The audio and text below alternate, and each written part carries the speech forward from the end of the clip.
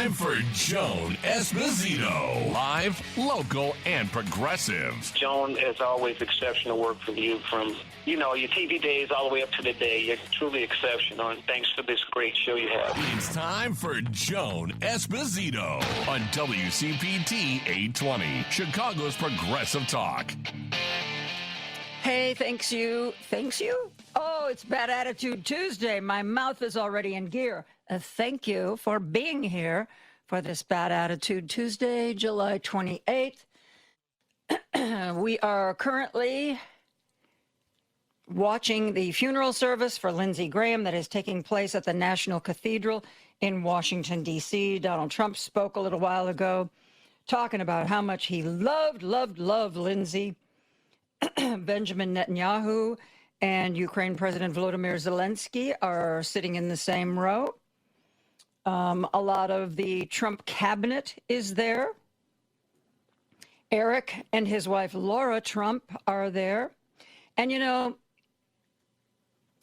Laura Trump is wearing a black dress. It's a funeral, right?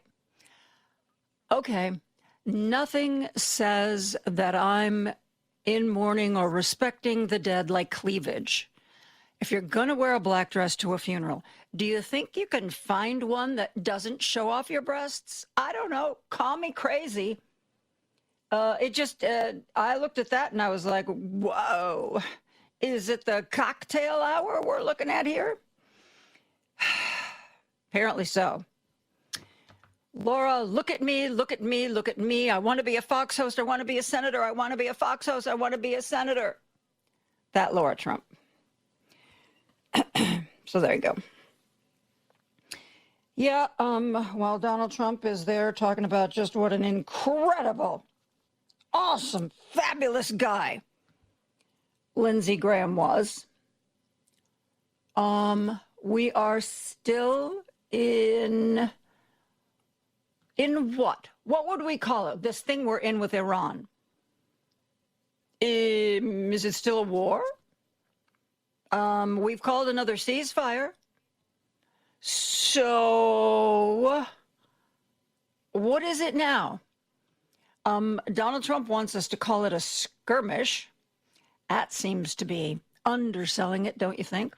Of course, he also originally wanted us to call it an excursion. The thinking is that somebody told him it was an incursion, and he either misunderstood or didn't know the word, and so he started saying that it was an excursion. Yeah, a trip, kind of like a vacation. We are, like I said, we are holding off on our attacks. We would like to talk to Iran again, but according to the New York Times, Iran now is, maybe talk to us later. Not today. Probably not tomorrow.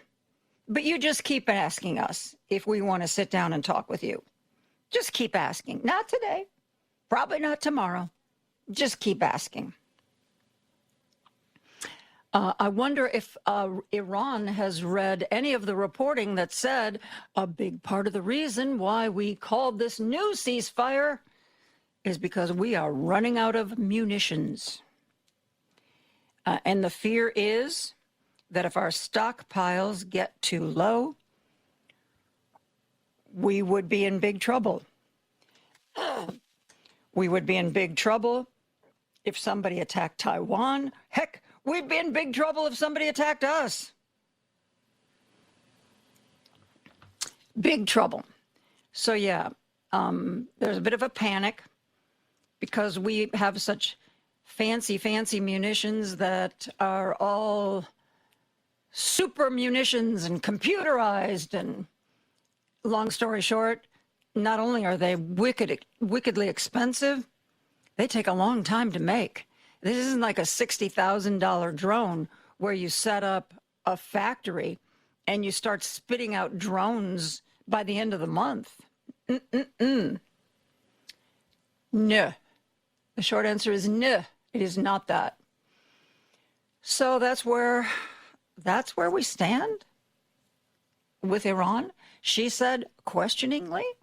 Well, apparently so. This morning, our senator Illinois Senator Tammy Duckworth was on MS Now today with Alicia Menendez. And, you know, she talked about the war on Iran and the money behind it. She talked about a lot of things. It's worth hearing our senator. So listen to Tammy Duckworth. Does anyone in Congress fully know where we are in this war? Well, no, I don't think Trump knows what he's talking about. I mean, he doesn't even know how to run this war. And, you know, he launched this costly illegal war of choice and still has not come to Congress to tell us exactly why he's doing and what his plan is and what is the goal. All he's managed to achieve is a worse Ayatollah in Iran than was there before. They're continuing to access their nuclear fuel. And he's pushed prices here at home through the roof. On top of everything, we've lost 18 of our heroes. Our service members have been killed and more than 600 have been wounded. And he's not one single inch closer to getting us out of this illegal war that we should never have been in to begin with. If you were advising the president right now, what do you see as his best off-ramp? He needs to come to Congress. He needs to come to the Senate and explain to us exactly what he's doing. He needs to explain to the American people exactly what he's doing. And he needs to remember that he's supposed to serve America first. He's proposed $300 billion in investments in rebuilding Iran. You know what? I could use 1/50th of that to rebuild Illinois. Why are we making investments in Iran and promising investments in Iran when we should be rebuilding our nation? My best advice to him is come to the American people through the representatives here in the United States Senate and explain to us exactly what you're doing and what the end goal is. There is no appetite for continued sanctions because Americans are suffering. You know, our gas prices in Chicago is over $4.30 a gallon. Milk is going through the roof, and our farmers have seen their diesel fuel prices double. They've seen input costs double, and you're going to see the effects of that at the grocery store when you go to buy groceries this fall at the end of the harvest season.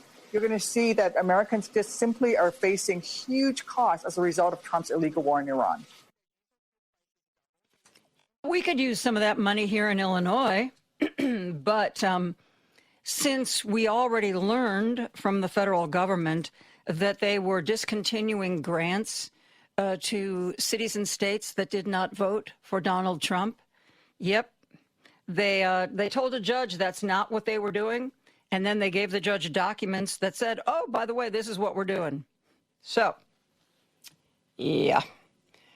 Chris Christie, you know, a guy who was initially in political life and admired and then kind of rebuked and then seemed to have a second lease on life by aligning himself with Donald Trump. And then when Donald Trump was reelected, Chris Christie was given the bad news. He wasn't getting a spot. Not a spot as chief of staff, not a spot as a cabinet member, not a spot as the head of any agency, supposedly because Jared Kushner said no. Remember Chris Christie? When he was a prosecutor, put Jared Kushner's dad in jail. Woohoo! Yep. Jared Kushner's father, the man who is currently our ambassador to France, who has already really ticked the French off on at least 2 occasions. When you are in a country as an ambassador and you do something that the country doesn't like, they call you in to the government. They want to sit down and have a talk with you. They've done that to Jared's dad twice, and both times he has added insult to injury by ignoring that summons to come in and talk about whatever it was that offended them. Blew them off. This is who we are now. He's got Trump on his side. He doesn't need anybody else. Long story short, Chris Christie has kind of returned to being a Trump critic. Yes, he has. And he was on ABC, the Sunday show on ABC, and he talked about Trump and Iran. Chris Christie is always, he's got a way with words, don't you think? He's got a way with words. Let's listen to Chris Christie talking about Trump and Iran. Look, there are no signs he's winning in Iran. And the Iranians have learned, as many of us in this country have learned, that the bluster is the bluster. How many times has he threatened to bomb them out of civilization, bomb every power plant, bomb every bridge, and then he inevitably backs off?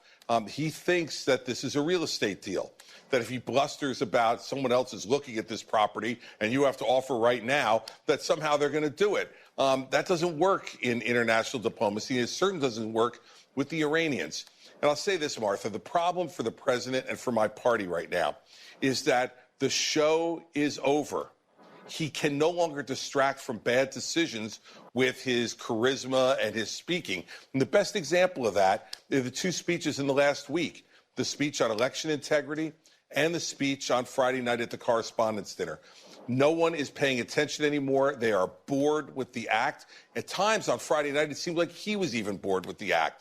And the Iranians notice all of this, Martha, and they're not going to take him seriously. And that has got to be incredibly frustrating to a president who all he cares about is that people take him seriously. Yes, indeed.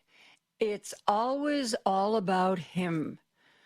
Does it garner him some money, some prestige, some fame, some adulation? If not, it doesn't matter. By the way, remember the former Olympic canoeist, Davy Hearn, the guy who was taken into custody and charged with vandalizing the Lincoln Memorial reflecting pool? Well, in a court filing, it was shown that a witness in the case testified that the pool liner was already damaged. Huh. So you're saying it wasn't David Hearn? Huh. Who knew? Who knew? And oh, by the way, if you see the pictures of it now, you know, it has been officially drained. There is a paint line running down the middle. Is that what Republicans saw? Was that what Donald Trump was told was a gash? A 320-foot gash from one side to the other? No. No. So, yeah, David Hearn being dragged through the ugliness of a trial that he is obviously, that's going to go nowhere like anything else. But, you know, as I've said before, with Trump, the outcome isn't always the reason. The reason is often just to harass. Just to harass. You know, I don't know what MS Now is on. I've told you that I keep an eye on CNN during the day in case there's breaking news. CNN sometimes shows you who's speaking at the podium or what the ceremony looks like, but they're also keeping a very close eye on Donald Trump. I could be wrong, but it looks like Donnie's fallen asleep. He's got some papers in his hand that he is, quote unquote, looking at. Once in a while, he just kind of flips it around and keeps looking at it. Not like he's turning pages. He just flips it around.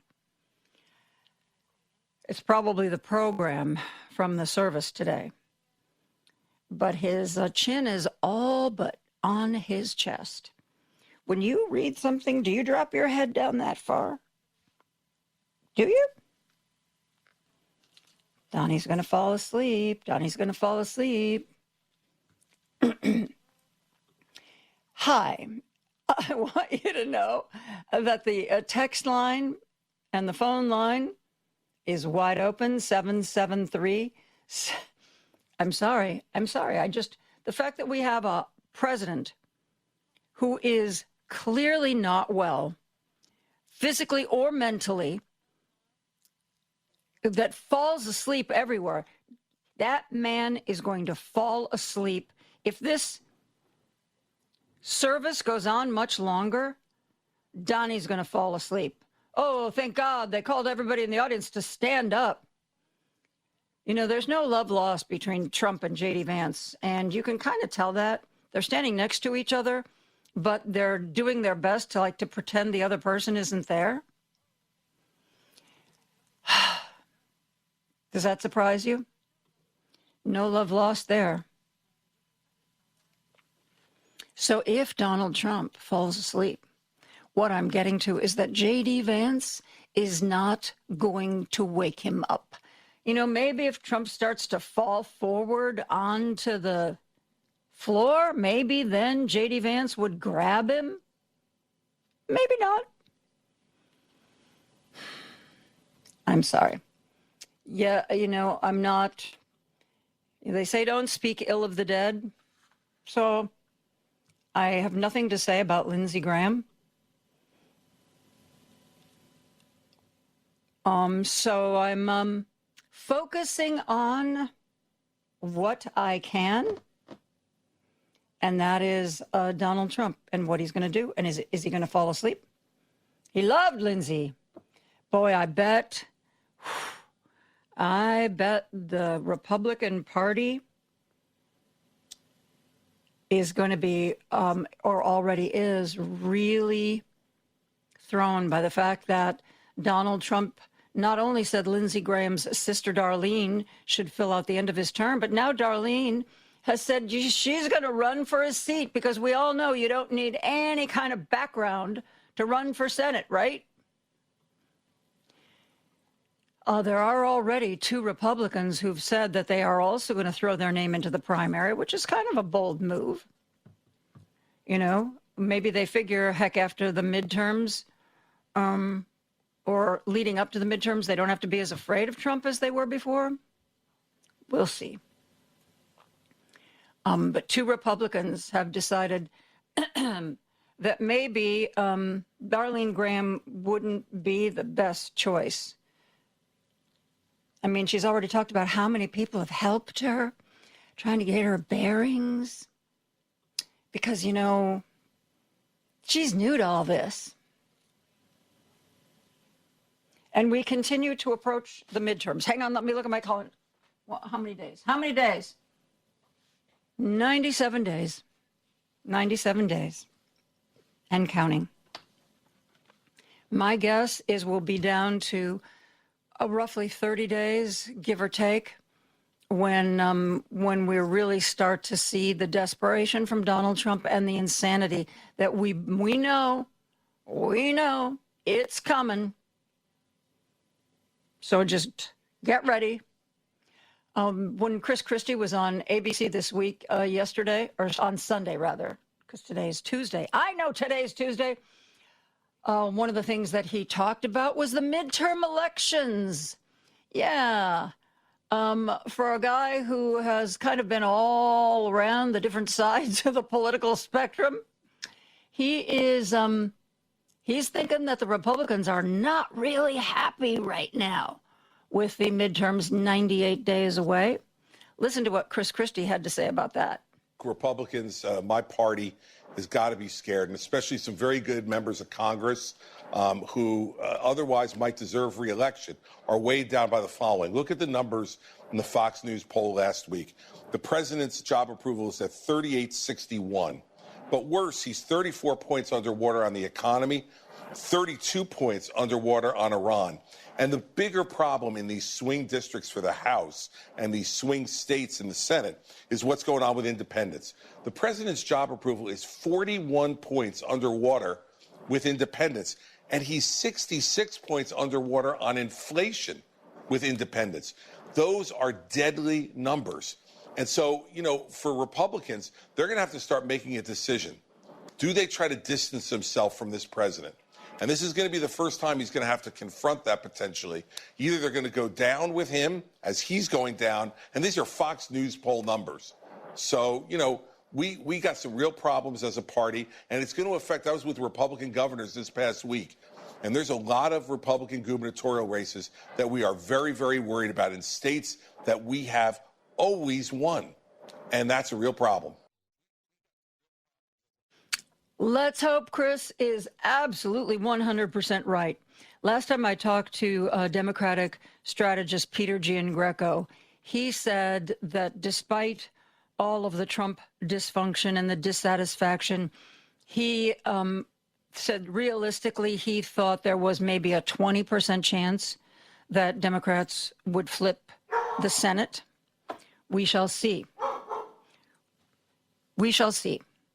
I got a text from David in Bloomingdale. Speaking of one of the reasons why we might do better than anybody thinks, gas prices. Hey, Joan, David in Bloomingdale here. $4.49 a gallon for regular gas. When is it going to stop?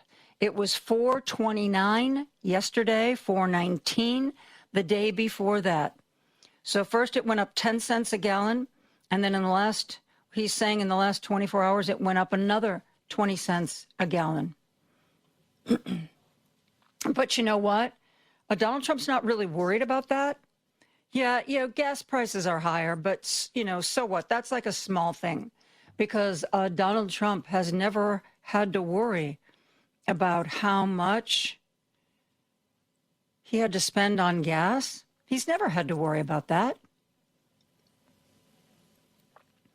And he doesn't understand how those kinds of prices affect people. I saw an interview, it was quite some time ago when all this was just in the middle of going wrong. And somebody interviewed a guy, I don't know if he had a landscaping business or what, but he was talking about how the fact that not only does he have to spend more to fill up the family car, but he's got to spend a lot more to fill up all the trucks he uses. And that when you add all the trucks and the family car up, it's quite a jump in prices. Add that to the fact that grocery prices, who was I talking to? Somebody I was talking to actually looked at grocery prices. Not Stephanie Zimmerman of the Sun-Times, because I know she does that too. But I was talking to somebody else, and they said they compared their grocery bill, because they said they buy the same stuff all the time, to what it was even a year ago, and they are now paying 30% more for the same stuff. 30% more. I mean, I've always been cheap. I always bought my coffee on sale. And so I would wait till on sale, it would be $7.99 for a bag. Now, if I see it on sale for $9.99, I grab it because I know these days that's as low as it gets. I've even started buying coffee at Costco, which for the kind of coffee I like, they have it, but they only have it as beans. So you get a 2-pound bag. Do you know how long it takes to grind a 2-pound bag of coffee? Too long. But, I've started doing it. We are going to, okay, if you want to text me, just remember to send me a text that I can actually read on the air. No text about poop, okay? Just saying. I'm just saying. 773-763-9278. Paul Shavari is eager to talk to you on the phone if you are eager to join our conversation. And I will read the texts. I'm sorry. I enjoy the texts that are a little bit crude, but I can't read them on the air. So we will be back with more of that right after this. Joan Esposito, live, local, and progressive on WCPT 820. We are reading your texts and taking your calls. We will continue to do it until 3 o'clock today. Got this text. I said I was watching Donald Trump at the Lindsey Graham funeral, and it's really, really a good thing it ended when it did, because he was going out. He kept holding up the program, but his head was all but on his chest. I think he would have just dropped asleep. Somebody texted in, this is from Tom. Dozy Don is too busy tweeting hate messages at midnight to stay awake during the day. He could care less about Graham and McConnell. Mitch McConnell, still no serious, believable proof of life. He and his wife put out another picture, supposedly showing him at a rehab facility. And people are starting to put some pressure on Kentucky Governor Andy Beshear. Beshear has asked repeatedly for Mitch McConnell to call somebody and talk live, or have somebody come in and shoot some video, because it's like August 3rd, August 4th. So we have basically 1 week. If we find out that Mitch McConnell, it doesn't even have to be dead. He just is he on life support? Is he alive in name only? Then Andy Beshear can either call a special election or appoint somebody, but he said he would call a special election. The Republicans are terrified that a Democrat could win the seat, and even if a Republican takes it, they're worried it might be Thomas Massie, who has said that if that seat became open, he would jump at the chance to run for it. If indeed Mitch McConnell is, as many people believe, not in rehab but on life support. Andy Beshear, by the way, said that 2 different agencies, not people, but agencies, had contacted him to say that Mitch McConnell was, for all intents and purposes, gone. If Republicans hold out another week and then, like next Tuesday, say, oh my gosh, something terrible happened, and now Mitch McConnell is like a vegetable. After August 3rd or August 4th, the time frame to either put somebody in that seat or call a special election is over, and the seat will remain empty until November. So a lot of pressure on Andy Beshear to do something to find out if indeed Mitch McConnell is functioning, shall we say, is functioning at this point.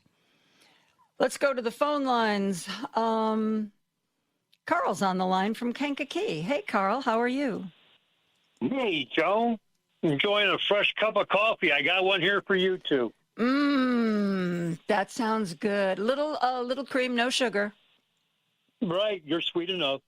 I got 8 points. Let's go rapid round. Number 1, Senate bumper stickers. The Senate now or never. Okay. It's the truth. The odds. Okay, numbers. 22 Republican seats are up. 13 Democratic seats are up. The odds will never be better in our lifetime. Only 4 of the 22 Republican seats need to change. The Senate now or never. We don't get it now, we never will. So we need it. Number 2, can't trust the postal system. It's been weaponized. Therefore, unfortunately, it's irresponsible to tell people to use mail-in ballots in maybe Illinois, not even in Illinois. The Postal Service is everywhere. Yeah,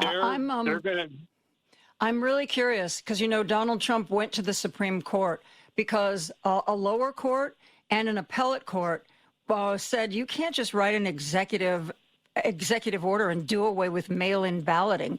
So he's like, I'm going to the Supreme Court. They like me there. We'll see.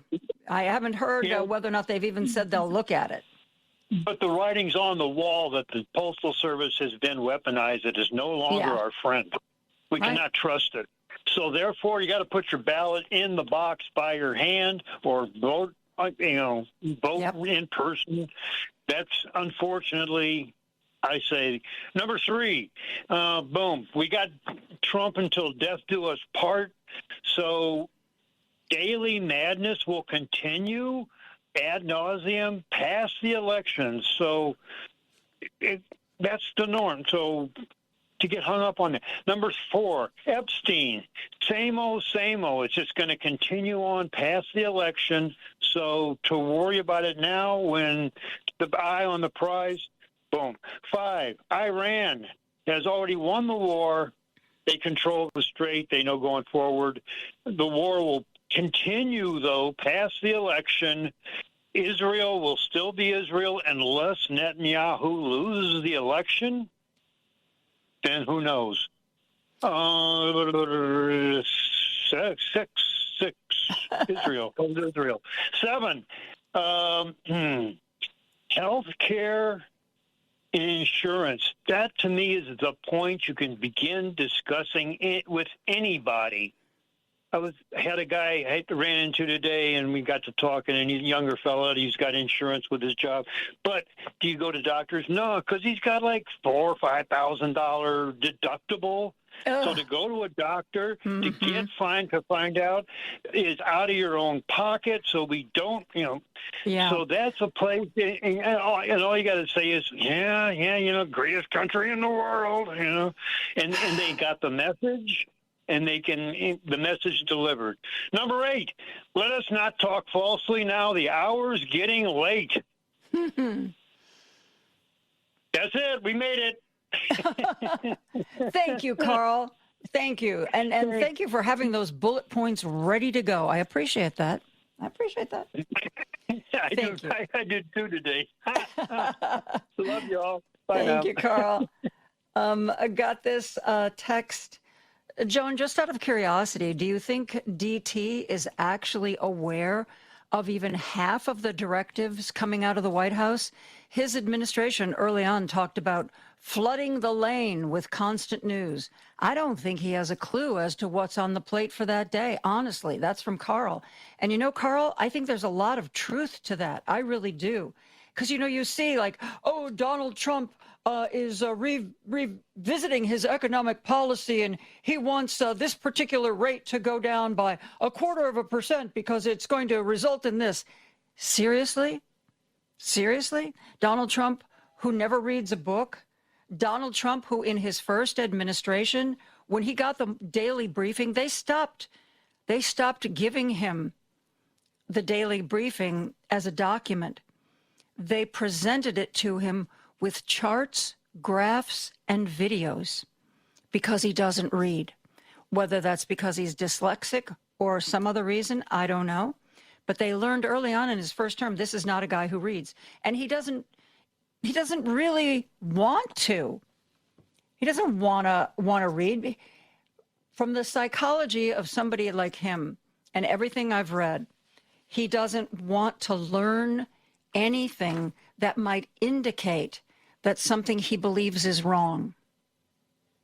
That is also supposedly why his staff is very careful in what they tell him. Supposedly for at least the early parts of the Iran war, they would put together these videos that were a bunch of explosions edited together. So that was his briefing on the Iran war. Anyway, let us go back to the phone lines, shall we? Let's go to our good friend Steve, who's on the line from the Gold Coast. Hey, Steve. Yes, John, I want to make a few points. One, not to critique anyone who might be suspicious of this administration, but I don't think that it's as easy as people think in terms of manipulating the post office with regard to elections. The rank and file there are not Trumpites, so I'm not exactly sure how you would do that. It's not. Well, I think he was talking about the fact that, remember, initially they were reducing the ability of the post office ability to process mail. They were discontinuing a lot of sorting facilities, and now they've said that with mail-in balloting, it doesn't matter when you turn it into the post office. It matters when it gets to the sorting facility. I mean, I don't think anybody thinks that the person who is putting mail through their mail slot every day is doing any kind of shenanigans. I think it's more the big picture kind of stuff. That was what I understand with what they meant. Yeah, if that's the case, then that's fine. And you can offset that if you can't get into somewhere to cast a ballot in person. Make sure your ballot is in the mail 2 weeks beforehand, if not earlier, and then, there can be no excuse for it, So, and what I have found, too, if you don't want to go to a drop box, I can go to my local post office, carry my ballot in and ask it to be hand canceled. So that way it does have the date that I drop it off. But yeah, usually if you're signed up for mail-in balloting, they send you your mail-in ballot with plenty of time to get it back. Yeah. And I do think that, I mean, for someone like Trump, again, as you pointed out, this is what happens when you surround yourself with sycophants. I mean, good administrations tend to include people who don't always agree with you. Sometimes they include people who are part of your opposition in the past, because one of the most invaluable things you can have as a leader are people who are going to speak truth to you. They're going to sometimes disagree with you, as opposed to just surrounding yourself with yes men. Because when you do, you detach yourself from the reality that is the larger constituency and where this country stands. So, but this is not Donald Trump. Donald Trump doesn't care about what's happening in the real world. He just cares about being validated. So, oh, yes, Mr. President, you're doing a wonderful job. Yes, we're winning on all fronts and so forth. Oh, everybody likes you. You're so popular. Yes, absolutely. And so, I mean, this is a fundamental flaw of these sorts of administrations. And so Donald Trump, he can do one of two things. He can either come to the realization that, that there is another voice out there, that things aren't going as well as he thinks. I wish somebody would ask him the George Bush question, what does a gallon of milk cost? Guaranteed Donald Trump hasn't got a clue. But, like I say, if we can just get through these midterms, you're going to see that people getting off this train in droves. And, because the Republican Party then starts to wonder about 2028. Because 2027 will not be much of a year because nothing really gets done. Rather, 2028 won't be much of a year because nothing gets done in a presidential election cycle. So everybody's going to be running. So if they know that in 2027 will be the only thing that matters, and then what? I mean, you have to then preserve your party because Donald Trump is not going to be president again. Unless we're talking about a coup. I don't care how many 2028 hats he wears. I agree with you.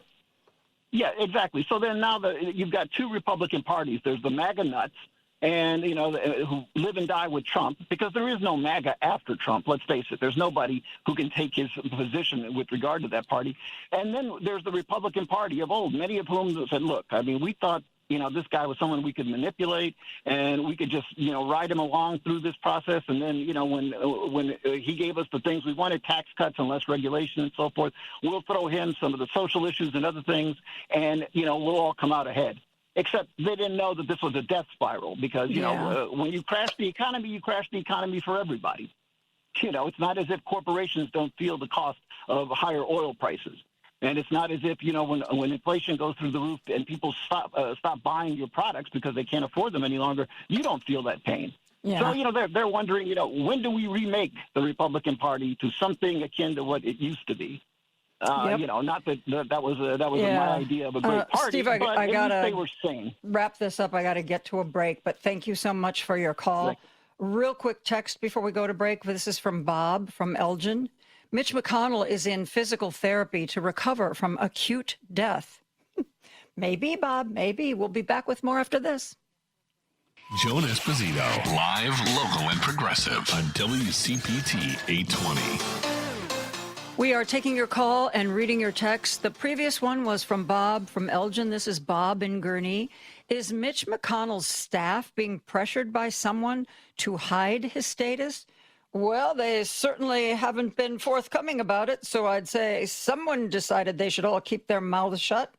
So let's go back to the phone lines. Jim's on the line from Chicago. Hey, Jim, how are you? Hi, Joan. They're still needling John Soon, that swinging senator from South Dakota, to pass the SAVE Act, which I'm sure was written by the Heritage Foundation with the help of AI. How do we stop the midterms? The SAVE Act, because that certainly didn't come from Trump's 80-year-old mind. Mm-hmm. And so he has to have the votes, but so Trump goes to the filibuster, probably a suggestion from Stephen Miller. Oh, tell him to get rid of that filibuster, old-timer. Yeah, anyway, and they don't have the votes for that. They don't have the votes for the SAVE Act. So many senators have tried to convince Trump that that's the truth, and he just doesn't want to hear it. Well, he doesn't want to hear it because it's written by the Heritage Foundation in Project 2025. So he figures he's going to go down to his grave supporting that. And then in the meantime, then he's got the left-handed mail-in vote deal where he wants to go to the Supreme Court, to the 6 judges that love him so dearly at the Supreme Court, that they might. I thought they were on hiatus, weren't they? Wasn't that the last of the Mohegans for those people? I don't know. But apparently he's going to give it the old college try and try to get them back in, I don't know where, get them in their homes probably to say, no, mail-in voting is terrible. It's a terrible idea. I don't know how that's going to work out. And as you said, Joan, he's absolutely cornered because, remember, there's going to be subpoenas flying. Rocana from California is not going to get off the Epstein files. There's no way he's going to get off the Epstein files.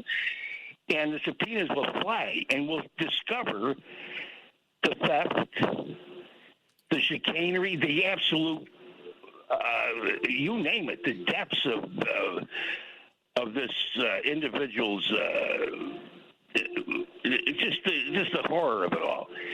And we'll see it with our own eyes. And I don't think Trump can stop it or anybody in the administration can stop it.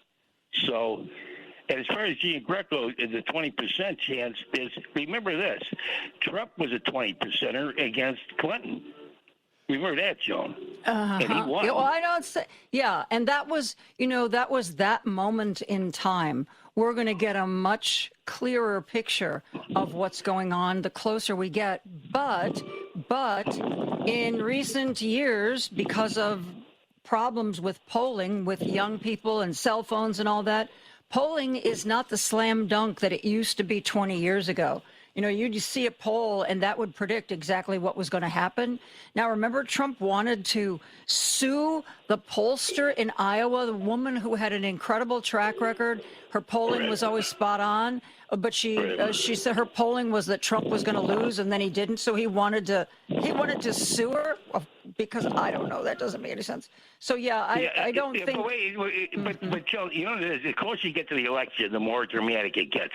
FDR against Hoover was about a 20%er in 3 months before the election, 3 or 4 months before the election. Hoover was still confident when he got killed in a landslide. So the point is, people really don't start getting the drift until about a month before the election. And I'm sure we're going to murder him this time. We've won. Remember, the party in power, if only twice the president has taken the House back. Only twice out of 22 elections. So that's going back a long time. So we got that in our favor. And I'll just be curious to see the Republicans as they see this vomit that's going to come from the subpoenas and see how they feel about electing this individual. Anyway, Joan, thank you very much. Thank you, Jim. Let's go to Dave from Huffman Estates. Hello, Dave. Hey, Joan. Yeah, talking about the mailing the ballots at the post office, why don't you just send it signature confirmation? Or, the signature certified or whatever. Yeah. Certified mail. Yeah, and get it stamped, like you said, then too.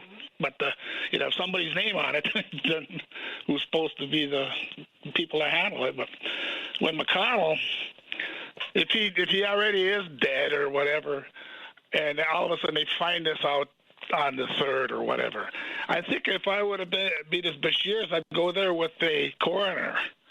Or back and find out for certain when this guy really did die. Well, except if he is, if he's dead, I agree with you. We would know, but I think we would know. But if he is, let's say he's in trouble and he's on life support, that is not necessarily, even if, worst case scenario, everybody knows he's brain dead, but he's on life support.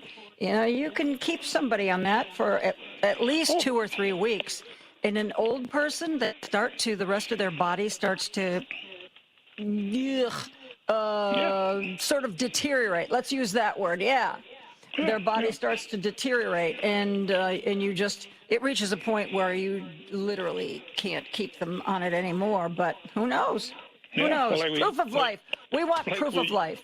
Yeah, well, like we spoke about that one back in 75 or 76. That was brain dead for 15 years. They were going back and forth. He wanted the tube out of her, and then the parents wanted to keep it. And then they finally, about 1989 or 91, they finally, did it. But she was brain dead. Yep. Well, Dave, thank you for the call. I want to try to squeeze in another caller before we have to get to the news. Let's go to Seattle, where our good friend Paul is on the line. Hey, Paul, how are you? Oh, hi, John. Listen, just somebody here that wants to talk to you. It's John Esposito. Oh, hi, Ron. It's Mitch McConnell. How you doing? Oh, well, Mitch, thank you so much for reaching out to us. Paul, I just got this text right before I took your call. It says, I just saw the new photo of Mitch McConnell. I think he looks great. I'd like to know who his taxidermist is. No, I tell you what, Joan, listen, you've been a medical reporter. I was raised by a nurse practitioner who basically, all I heard was medical my entire life at the dinner table, including all the way through my mom dying at age 95, and I lived with her for the last 5 years, and she basically narrated her own demise. I mean, she said, well, no, so that he can't be on life support because that somebody in his condition, he would have been on life support from a very short time after he was hospitalized. Otherwise, it would mean that the treatment didn't work. So that's just very counterintuitive. And you're right. Organ shutdown is going to happen, and somebody like that very soon. You just can't do that for very long. Yep. No. Yep, because the inside they sort of liquefy at some point. Yep. And it turns to mush, and they can have them on. They probably would have somebody like that on blood thinners so they don't have a blood clot, but that's not a guarantee, and that also contributes to be turning to liquid mush inside too. So I don't believe that anything like this. If he's in a rehab facility, why? I mean, people, if he's that healthy to be in rehab, that means you're exercising several times a day. I don't mean like working out, but you're up and they have you walking, and you should be strong enough to talk to people for at least a few minutes. One would think, that would be something you could do quite easily. But I was just thinking that his office could just call CNN and somebody could mumble into the phone like I did and say, never talk to Scott Jennings. Oh, he's out. Okay, well, then tell Mitch McConnell call. We'll talk to him soon. And then CNN would say, oh, he called. He called. He even called, wanted to talk to Scott Jennings. Well, you remember when their MAGA talking head on CNN, what the heck's his name? I always forget it. I want to say Besant, but I know he's a cabinet member. The guy who tells lies on CNN, Jennings, I think his name is. When he was on with Katie, I want to say Katie Fang, but that's not right either. The Arena with Casey Hunt. And he said to her, well, I talked to him for 20 minutes today. And Casey Hunt turned to him and said, well, pull out your phone right now. Let's call him. Let's get him on the air. Call him right now. Yep. And he was like, blah, blah, blah, I can't do that. I can't do that. Blah, blah, blah, blah. He sounded like Mitch McConnell. Not surprisingly, it did not happen. Call him. Put your money where your mouth is, MAGA man. Yeah. Yeah, I don't see that. And of course we're going to hear next Tuesday or Wednesday. Oh, it's just so sad that Senator McConnell passed. Happened overnight. Just in the last 12 hours. Oh my God, who knew? Yeah, I mean, he was doing so well too. We just really, but he had a sudden complication. Oh, yep. What a lot, and they were. I know. It's just that everything you've said about what you've learned in medical reporting is absolutely right on. There's just the probabilities, and like I've said before, Occam's razor would suggest that the likely explanation is what's true, and that is that he has been gone for some time, and otherwise there would just be, he could at least call the governor, since the governor has put in a call to him, right? The governor put in a call to his office saying, can we let us know? And if you're in rehab, you could call and just say, yeah, I'm fine, and you don't have to worry about anything. But this is Donald Trump doing this, and the joke that Trump made on Saturday night, which was a Freudian slip when he said, I knew a senator whose wife texted him and said, when you come home, I want you to come upstairs and make love to me. And I thought, I knew a senator? That was kind of a Freudian slip. Yeah. Well, we'll see. Yep. I got to get to the news, Paul. Thank you for the call. Okay. We are going to be back with much more right after the news.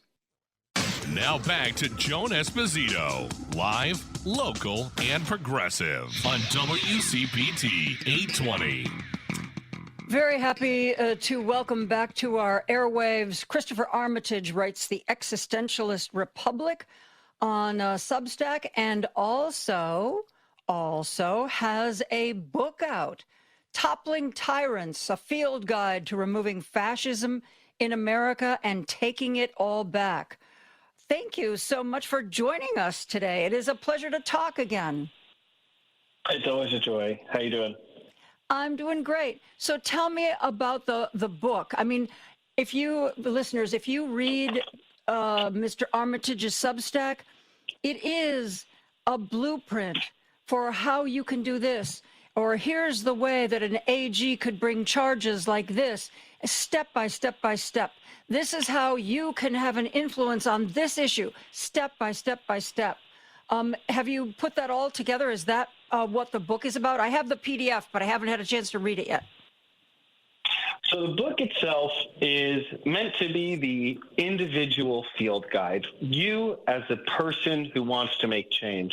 And, I have conversations sometimes with state level representatives who are also the person reading the field guide and wondering, how do I fight back more effectively? Or with chairs for different county Democratic Party chapters, or, indivisible members, or just the person who's like, gosh, I found your work on the internet and I want to fight back effectively, or people who were involved in activism and felt like they were doing what you're supposed to do, and like it just didn't make a difference. And so over the years, as an activist and as a researcher, I've just been studying what makes successful social movements, what causes people to lose their motivation, and what actually causes effective social movements and change. And this book is meant to hand you those skills. I already released the Educate, Activate, Recruit, Repeat booklet, which is like a 20-minute read. This is around 60,000 words. It's maybe 2-3 hours of reading.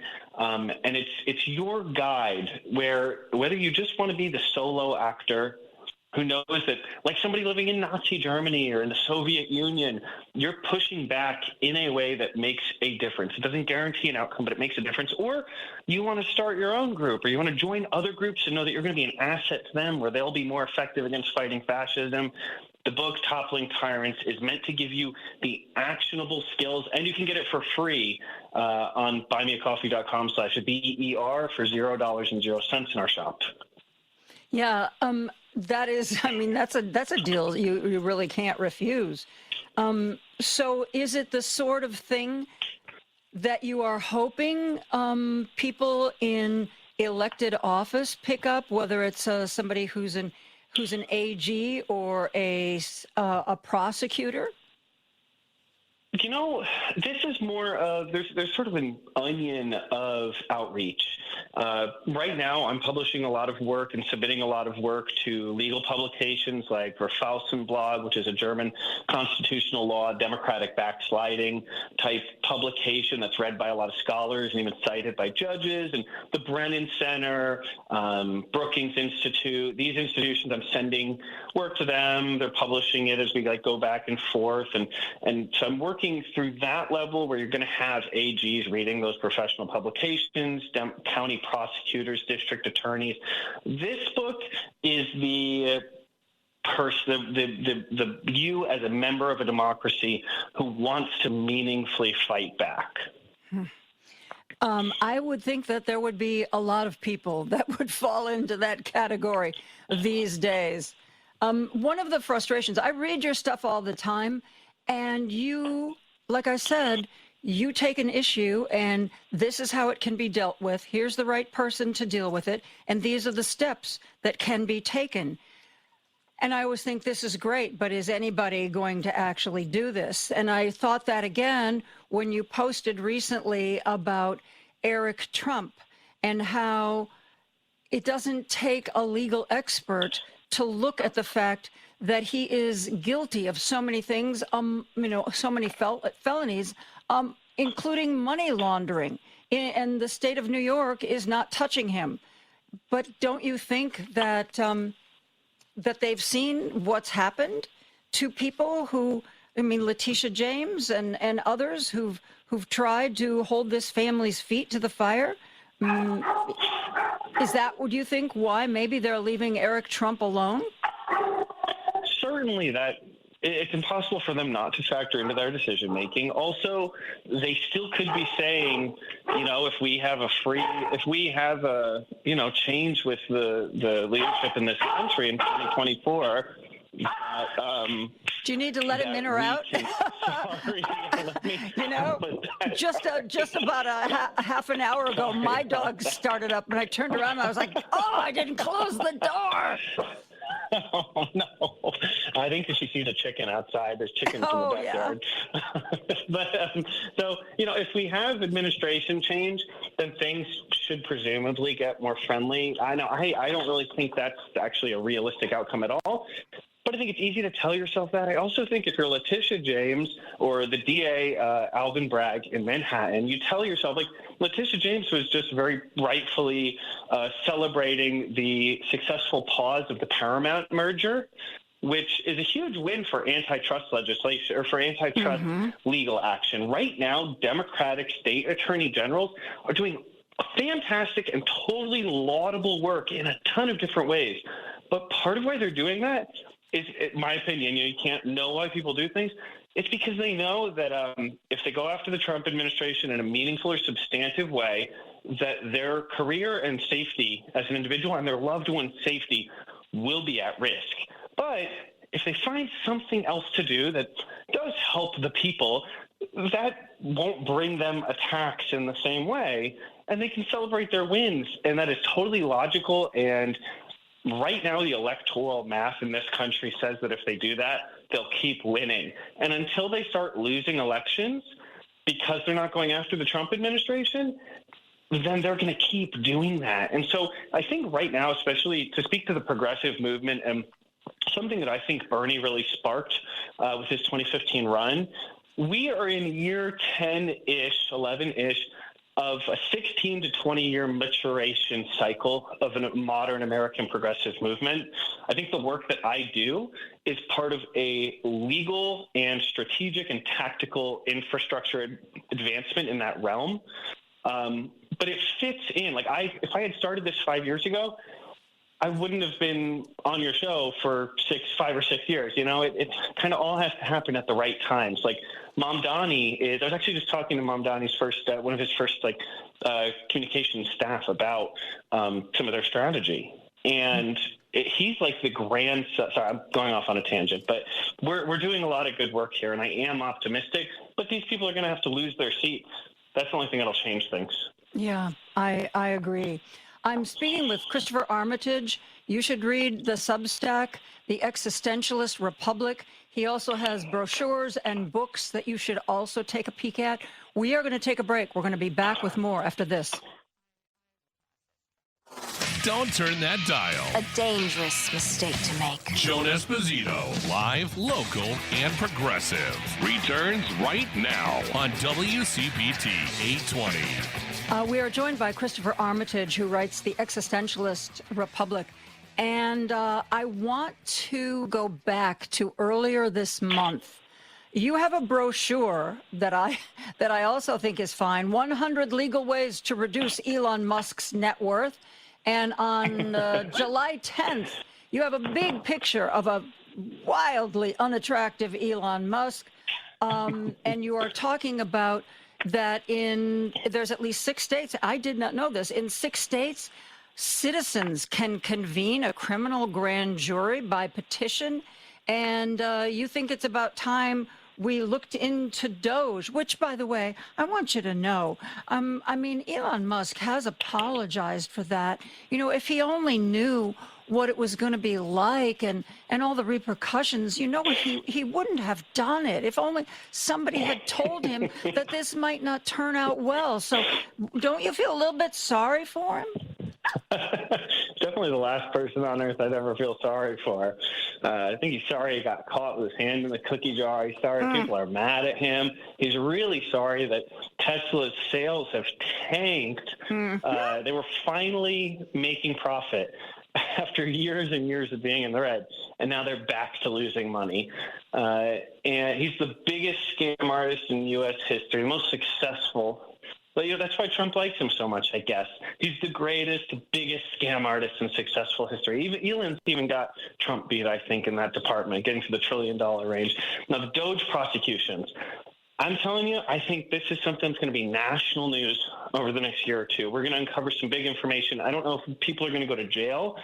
We can't guarantee outcomes. What I can say is that as our team has researched Elon Musk and Doge, the Department of Government Efficiency, we have found a law in 6 states that allows you to convene a criminal grand jury. That means subpoenas and compelling testimony and discovery and you know, affidavits, all that stuff.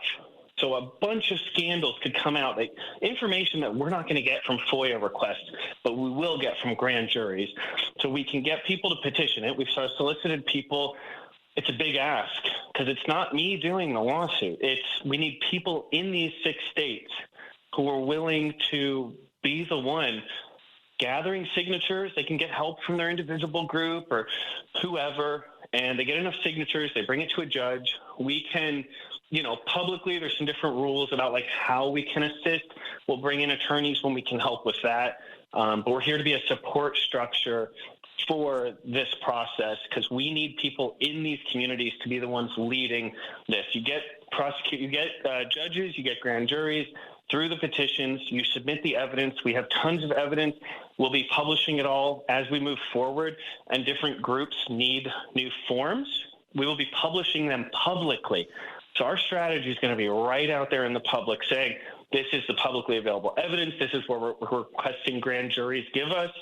And in 6 different states and possibly multiple counties within those states, we could have Elon Musk and the whole Doge gang turning over documents and showing up to be interviewed by attorneys and I told everyone who is interested in being a volunteer in this project, if you want me or some ER folks there in the room with you, looking at those grand juries or helping to, attorneys depose Elon Musk, we're here for it. You know, the states that allow this, you list them in your Substack: Kansas, Nebraska, Nevada, New Mexico, North Dakota, and Oklahoma. Those are not states that are known as democratic strongholds or bastions of democracy. Is that going to make this process possible, impossible? We'll see. The heart of fighting back against fascism is we're flooding the zone back. The democratic strategy of carefully picking your fights and only doing one here or there has failed. Like, if we're looking at tactics and strategies by comparison, the Donald Trump and Steve Bannon strategies have defeated, and the Republican long-term strategies, Republicans pushing lawsuits and long-shot prosecutions, and that strategy has won. It is more effective. And so what we're doing is we're bringing the fight to them on every bit of turf we can, because if we're always playing defense, we're only losing ground or maintaining ground. We need to be on the offense and pushing. And if that makes them stressed, if it makes them have to hire more attorneys and bill more hours and do that in 6 different states, and then maybe we get a judge who compels evidence being presented. And that's not the sort of thing that gets appealed up to the Supreme Court. So we don't need every judge to be on board for this. Most of these judges could be blatantly partisan. But if we find one judge who's going to say, you know what, you've presented sufficient evidence, that means that we should authorize this. And if a grand jury in that town says, all right, we think we should learn more about what happened. That's not the same as putting somebody in jail. And I think if you get a jury, even in Oklahoma or New Mexico or Nevada, you get that grand jury together and we go in front of them and we present the facts. I believe that those people in that grand jury can be convinced, even in Georgia and in plenty of other cases. Donald Trump himself, Elon Musk himself, they've lost cases. So it can be done, even in red states.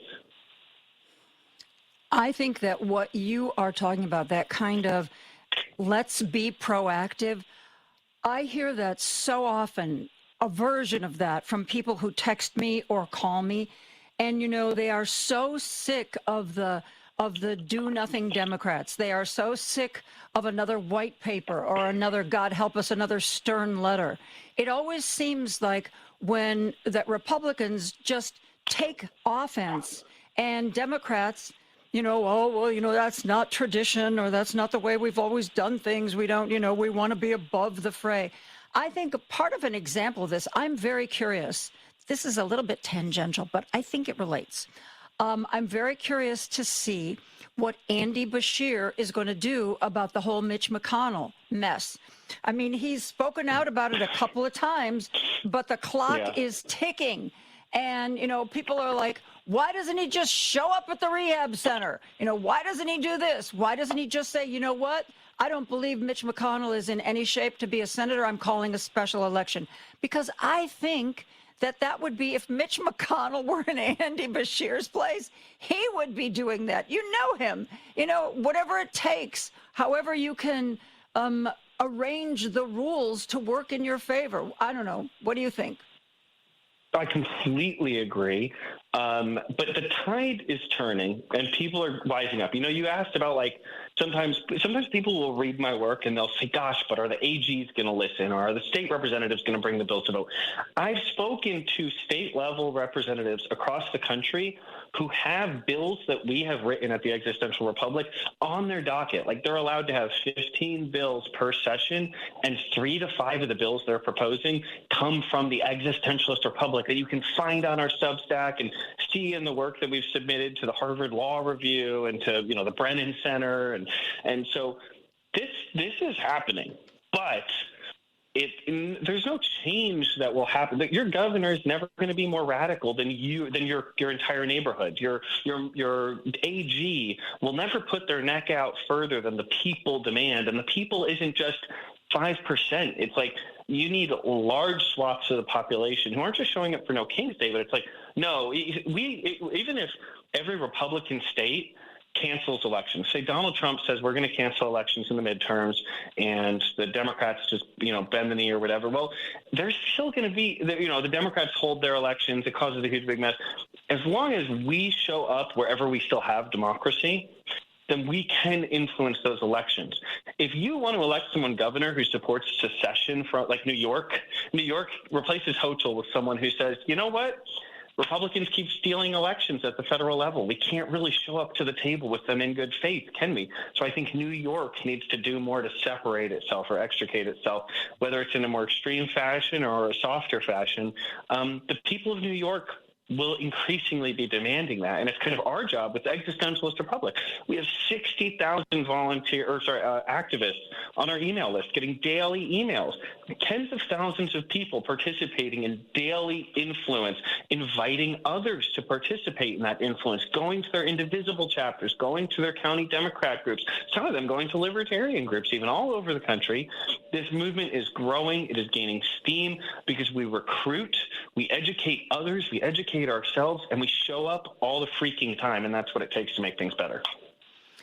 How do people approach you? When they contact you, is it through your Substack or whatever? What kind of feedback? I've read some of the comments that you get for some of your Substacks. What would you say that is the attitude of the person who follows your work and responds to what you suggest? A lot of enthusiasm because people say they feel like they didn't have, I mean, how I describe it metaphorically and kind of how that relationship goes is people feel like they're slamming their fist into a brick wall and they got to take this brick wall down. And it's like, you know, people like Andy Beshear, I'm just going to call it out. they're still slamming their fist against the brick wall. And I'm just like, this is not the best tool we have. We can find examples of how brick walls get taken down. This is not it. And then I hand people hammers. I'm not here to lead a revolution. I'm here to give you a sledgehammer. I'm here to give you a sawzall. I'm here to give you whatever tools are going to help we, the people, get it done, because they can take out a leader, but they can't end a movement. I mean, this country was founded after 20% of people read the same book, Common Sense by Thomas Paine. It was a lot more than that, but imagine if 20% of Americans read the same book, and that book made a compelling case for democracy and freedom and justice as the progressive movement reasonably and so, I don't love the word progressive because you're common sense. If that's progress, that says we're in a sorry state. But the point is, I hear enthusiasm. I do events all the time across the country. I go in front of people and crowds, and largely at the beginning of events, there is a depression. They're like, we're done, we're cooked, we've been losing for a long time. And by the time we leave these events, people are excited because they say, cool, I'm not trying to put a screw into a wall using my fingernail. I have a screwdriver. I think that I love your writing. I love your ideas, and I love the fact that I agree with you. The people we have elected to office are not going to respond. They are not going to change unless we put pressure on them. The idea that, we don't want you to take AIPAC money, or, we don't want you to, vote against Medicare for all because you're getting hundreds of thousands of dollars from big pharma or hospital organizations.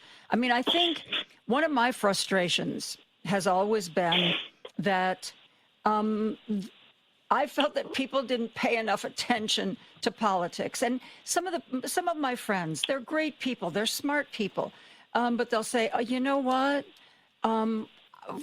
Give me a couple weeks before the election, I will spend some time and figure out who's who and what's what. But I really don't want to follow it every day because it's so depressing. And sometimes I just don't know what to do with that. And we talk about the low information voter.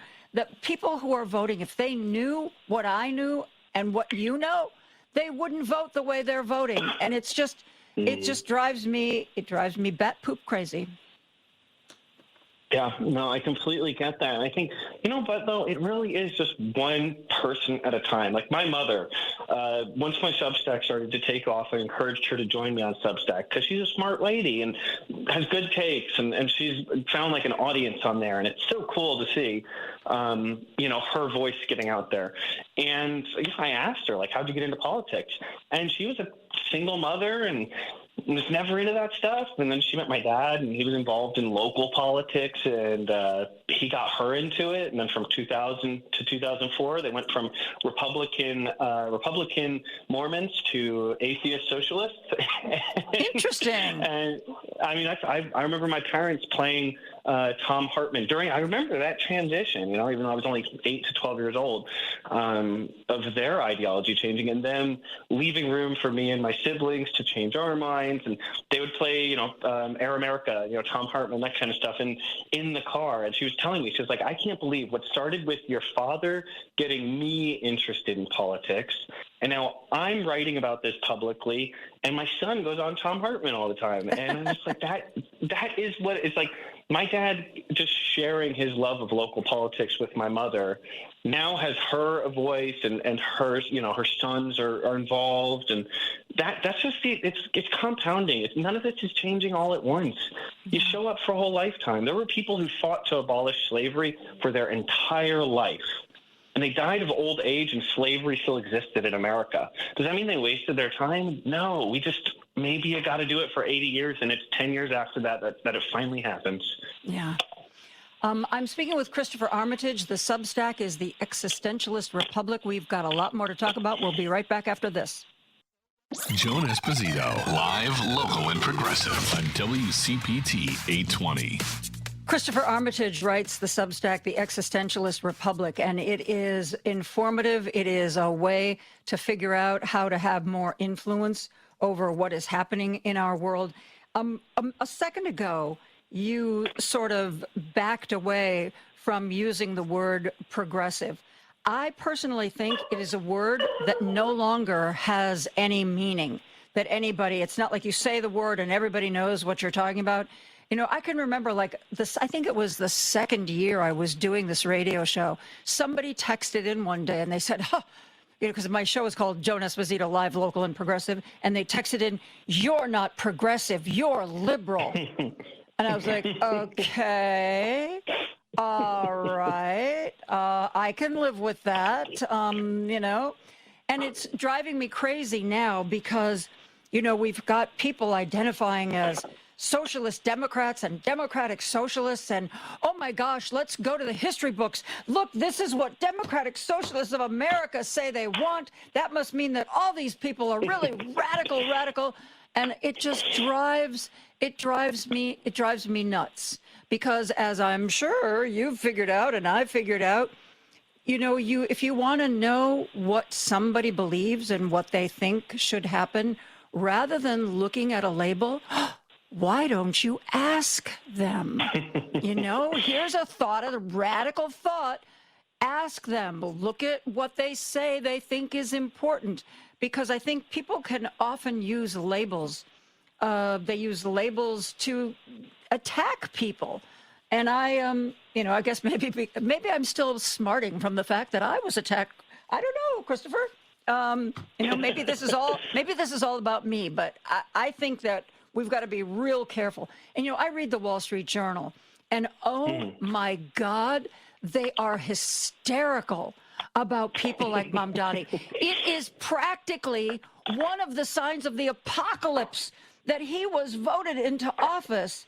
That hysteria drives me crazy, and it's always tied to all these definitions of what somebody stands for based on what they read in a history book. I'm sorry, I'm going on rather long. I'd like to give you an opportunity to talk. No, I'm enjoying it, and I agree with you, and I think it's probably cathartic for some of the listeners to hear. You know, and I deal with it too, because there's kind of this double side as well of the enemy will use these terms, these isms to paint us as whatever they want us to be. And then people ostensibly who agree with us, there's a term, the narcissism of small differences. Ooh, I like that. Smart people are particularly prone to the narcissism of small differences, where it's like, well, you're a communist, but I'm actually you know, it's like a communist, you know, or anarchist for anarchism, you know. Yeah, there you go, exactly, you know. And I'm a Marxist and you're a communist, so we can't really get along, you know. And but how I've been navigating that, because it pops up, you know, but mentally, and I don't know if this is, I like to be research backed, even in my behavior. I don't know if there's science to support this or something, but I know what protects my like energy and enthusiasm is I try to be a horse with blinders. I'm like, you know what? Whether it's the bad guys or just people who are, you know, wrapped up in those little differences, and I hope they just like get on board rather than fighting over the, you know, the meaning of a word. I'm focused on what I can do to find the people who are ready to take action and want to see housing as a human right and want to destroy and abolish for-profit health care. And, you know, whether it's universal single payer or a public option that's just so good that it outcompetes all the other ones, like whatever form it takes, like ambitiously moving in the right direction and doing it people-powered and showing up and being very involved. You know, when I see all of that, I keep going back. So I'm actually, I'm going to be in Philadelphia in a few months. I'm the keynote speaker at a convention on public banking. On public banking? Is that what you said? Public banking, yes. Okay. I'll tell you about that. Yes, it's one of the most important policies, and it just, I have to help make it, show people how interesting it is, because it's actually one of the most important things we can do to fight fascism from a policy perspective. So public banking in 1919, there's the story of how public banking was created in North Dakota 100 years ago, how the state chartered a public bank. They made a revenue generating for-profit business that is owned by the people of North Dakota in 1919. It's turned a profit every year since Woodrow Wilson was president. They've never accepted $1 of bailout money. Their customer satisfaction is in the highest tier of customer satisfaction according to outside third-party raters. People of North Dakota are proud and love the Bank of North Dakota. How was it started? Farmers in the 1910s were mad because banks from outside the area were ripping them off. And so they were sick. And so they said, we want the state to charter its own bank, and it will be publicly owned. And all these farmers happen to identify as socialists, but I don't usually mention that part of the story because, like you were talking about labels, it's like, no, they wanted the government to, the government can be a revenue generation form. It's great. Starting this bank helps keep other banks more honest because now instead of the other banks getting to rip customers off, they can set a floor. Mamdani's grocery stores, they're going to charge 30% less for every food item minimum. Now that means that every other store in the area, rather than Mamdani saying we're not going to let other stores charge more than a certain amount, which would be like kind of intense, right? And there's places that do that, like India on certain food items. Isn't it so much more really like friendly to it's capitalism and socialism should be happy with this. They're starting what should be a revenue generating public option grocery store. Well, that's what the Bank of North Dakota is. These farmers got laughed at. They got told to go feed slop to their pigs. So in a 3-year period, they went across the state and knocked on every single door, and they replaced more than half the seats in the state legislature. They replaced the AG, and they replaced the governor with their candidates. That's what the farmers did in the state of North Dakota, and for over 100 years, they have had a publicly owned bank. Now, let me tell you about the Bank of North Dakota. It generated $1/3 of $1 billion for the state of North Dakota last year. That helped with their deficit. That helped fund education. Every state can do that. And so how does that work? It's like you pay a $3 ATM fee, and that goes into any profit the bank makes goes to the state? Yep, it's just the state is just running a business, and that extra revenue. States already generate revenue in tons of ways. Taxes are one form of doing that. I'm just a really big fan of not fleecing poor people to subsidize, the welfare we give to rich people. And so, a public grocery store, a public bank, a public liquor store, a public utility, these things already exist and already turn a profit and are run by the state, publicly accountable, not buying yachts for the people who run them, already exist. And that ATM fee goes to the state. It goes to your schools or to your roads or whatever else. And, it always amazes me when people, the socialists, there's this whole laundry list of things they want, like Medicare for all, or the fact that, healthcare shouldn't be a for-profit business. You mean like pretty much the rest of the developed world, except for us? Is that what you're saying is really, really, really radical? Have we become so entrenched in many of the issues in which we are so backward? Oh, parental leave, maternity leave. Oh, you don't know, woman doesn't need 2 months of maternity leave. Oh, you mean like pretty much the rest of the developed world has that kind of thing? Absolutely. And we've gotten used to the idea that these things are radical, and I don't know how we counter that effectively, other than with people like what you're writing and the talks you're giving. Though, go ahead.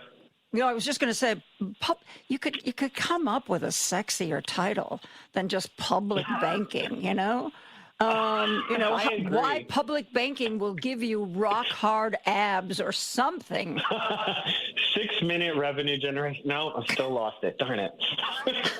Has this ever happened to you? Your city is running out of money. That's an infomercial. Okay, Joan, we're going to need to partner up. I want us to make hacky infomercials, but for great public policy ideas. You in? I'm in. I am so in. Yep. Well, that's, the New Deal. This is something I want everyone listening. If you're half listening right now, perk up your ears, okay? The New Deal, it was great.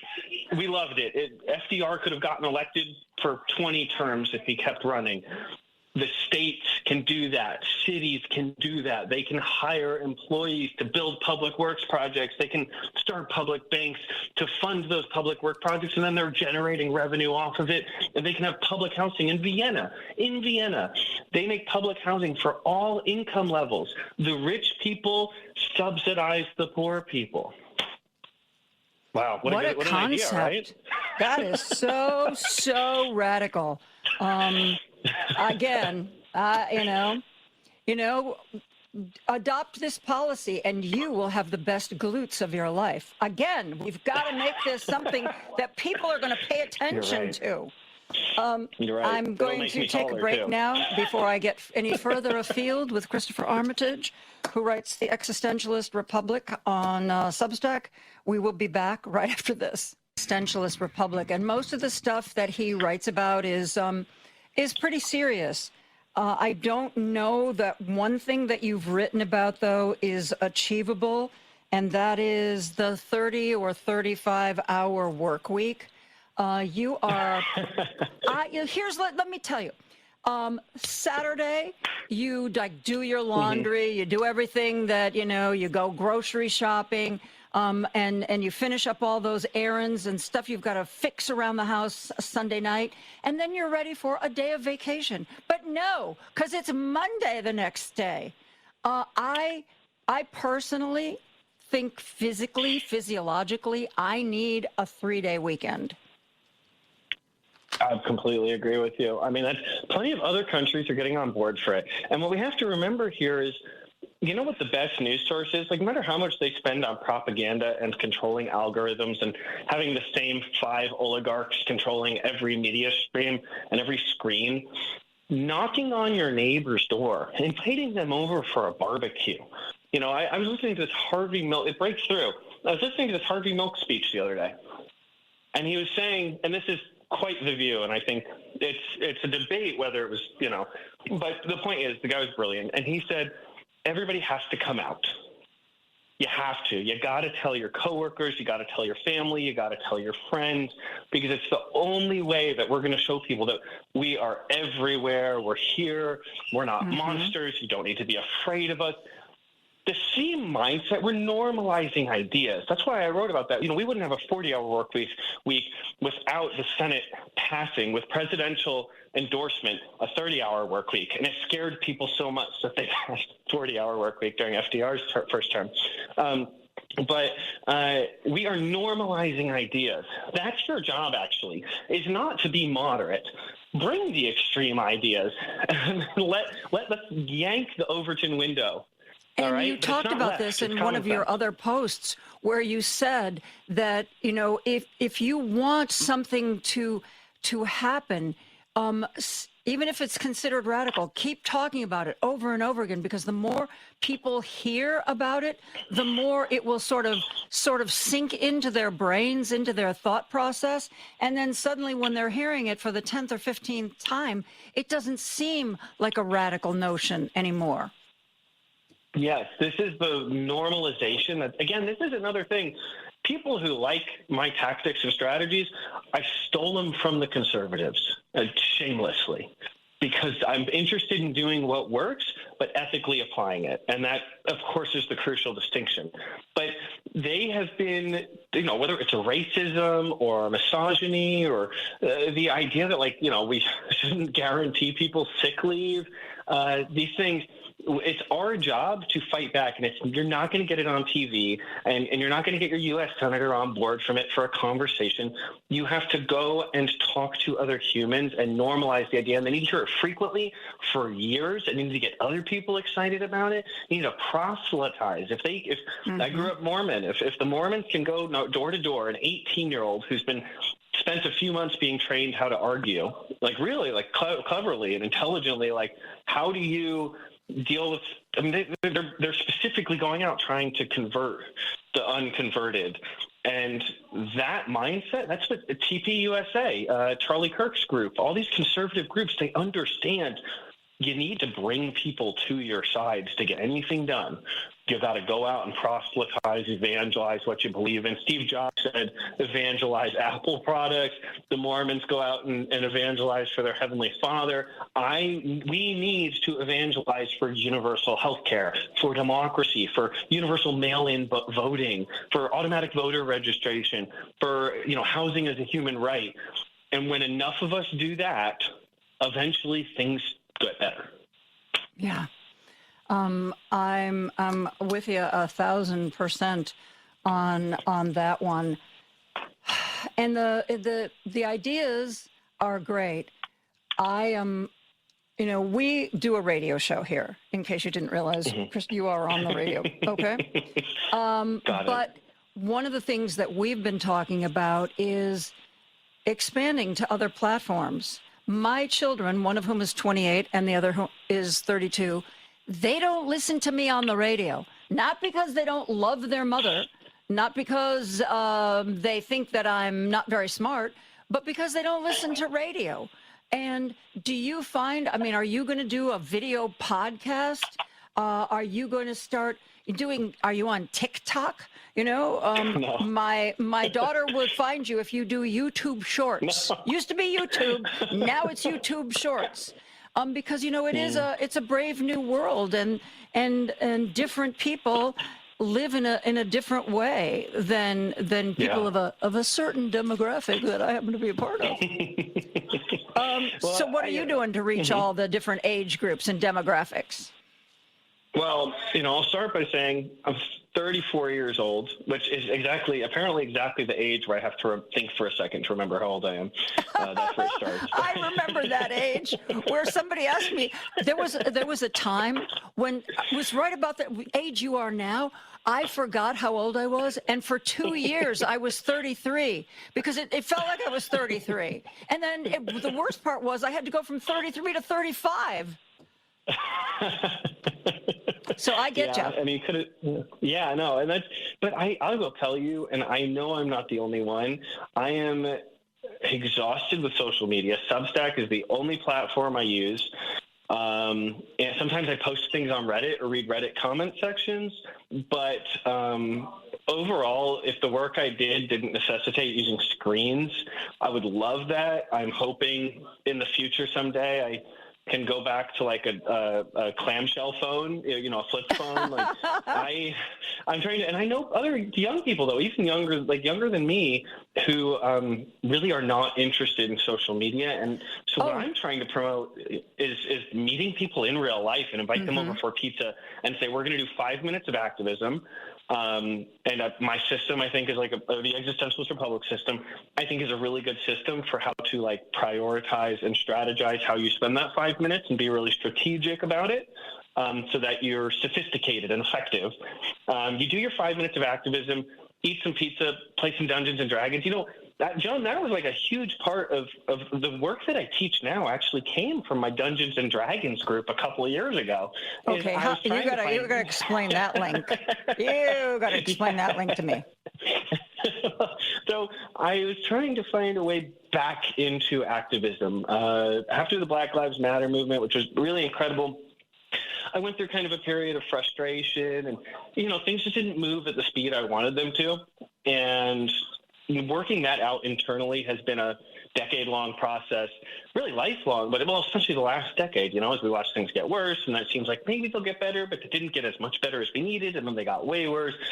Working all that out, you can find plenty of that in my books and my Substack, but specifically with the Dungeons and Dragons group, I figured out that we were all common sense hearts with common sense folks with good hearts, because I don't want to say progressive, darn it. And and they started asking me, they knew about most of my life. I was taught, like as a kid, to do this, and I've continued to do it, where I meet with politicians and I talk to them about, even when I wasn't in the public eye, I just sit down and ask for coffee with whoever will have coffee with me, or I go to city council meetings and I talk, or I show up at events and I say, this is my issue, and I want to know where you stand on it. And if your answer isn't good enough, I'm going to tell you. And if you're the closest to what I believe in the race, I'll support you. But if somebody else jumps in and does otherwise, I'm going to support them. And, playing these whole sort of the necessary strategy of it all. Dungeons and Dragons group, these people, they're my friends, are like, what could I even do about it? I care about these issues. And my Facebook feed just makes me feel miserable and helpless. And, I was a member of Indivisible, but it felt like we weren't getting enough done.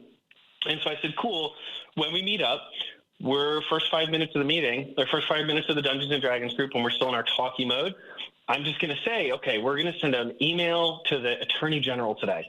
You're going to watch me do it. I'm Googling AG email address, and I'm going to tell him that he should open an investigation into the Epstein files. And then next week, did anyone get responses back from the AG's office? Oh, it was a form letter. Let's all email the AG back and say, this stinks. Why are you giving me a form letter? Way to show me that you want to waste my time. Not even that you don't care, is that you're okay wasting my time. And we did that for an 18-month campaign. I say campaign like it's politics. In Dungeons & Dragons, you call it a campaign as well. But everybody left that group feeling like by the end, I didn't have to plan it every week. People started to pick out the issues that they cared about more. And the 4 or 5 of us we did so much cumulative activism and really had like meaningful influence in that 18-month period together. And that is how we're going to do it. It ain't going to be on Facebook, I think.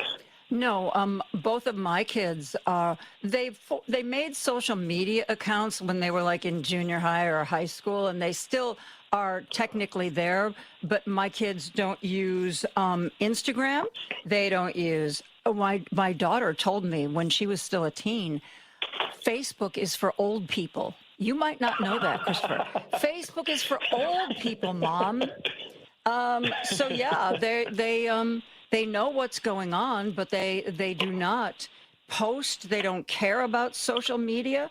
And I've asked my daughter, I said, well, where do you get your information? And, again, she's telling me, YouTube Shorts and a couple other things on the computer. And I said, well, what about if it's something really big or breaking news? And she said, well, Mom, I count on you for that.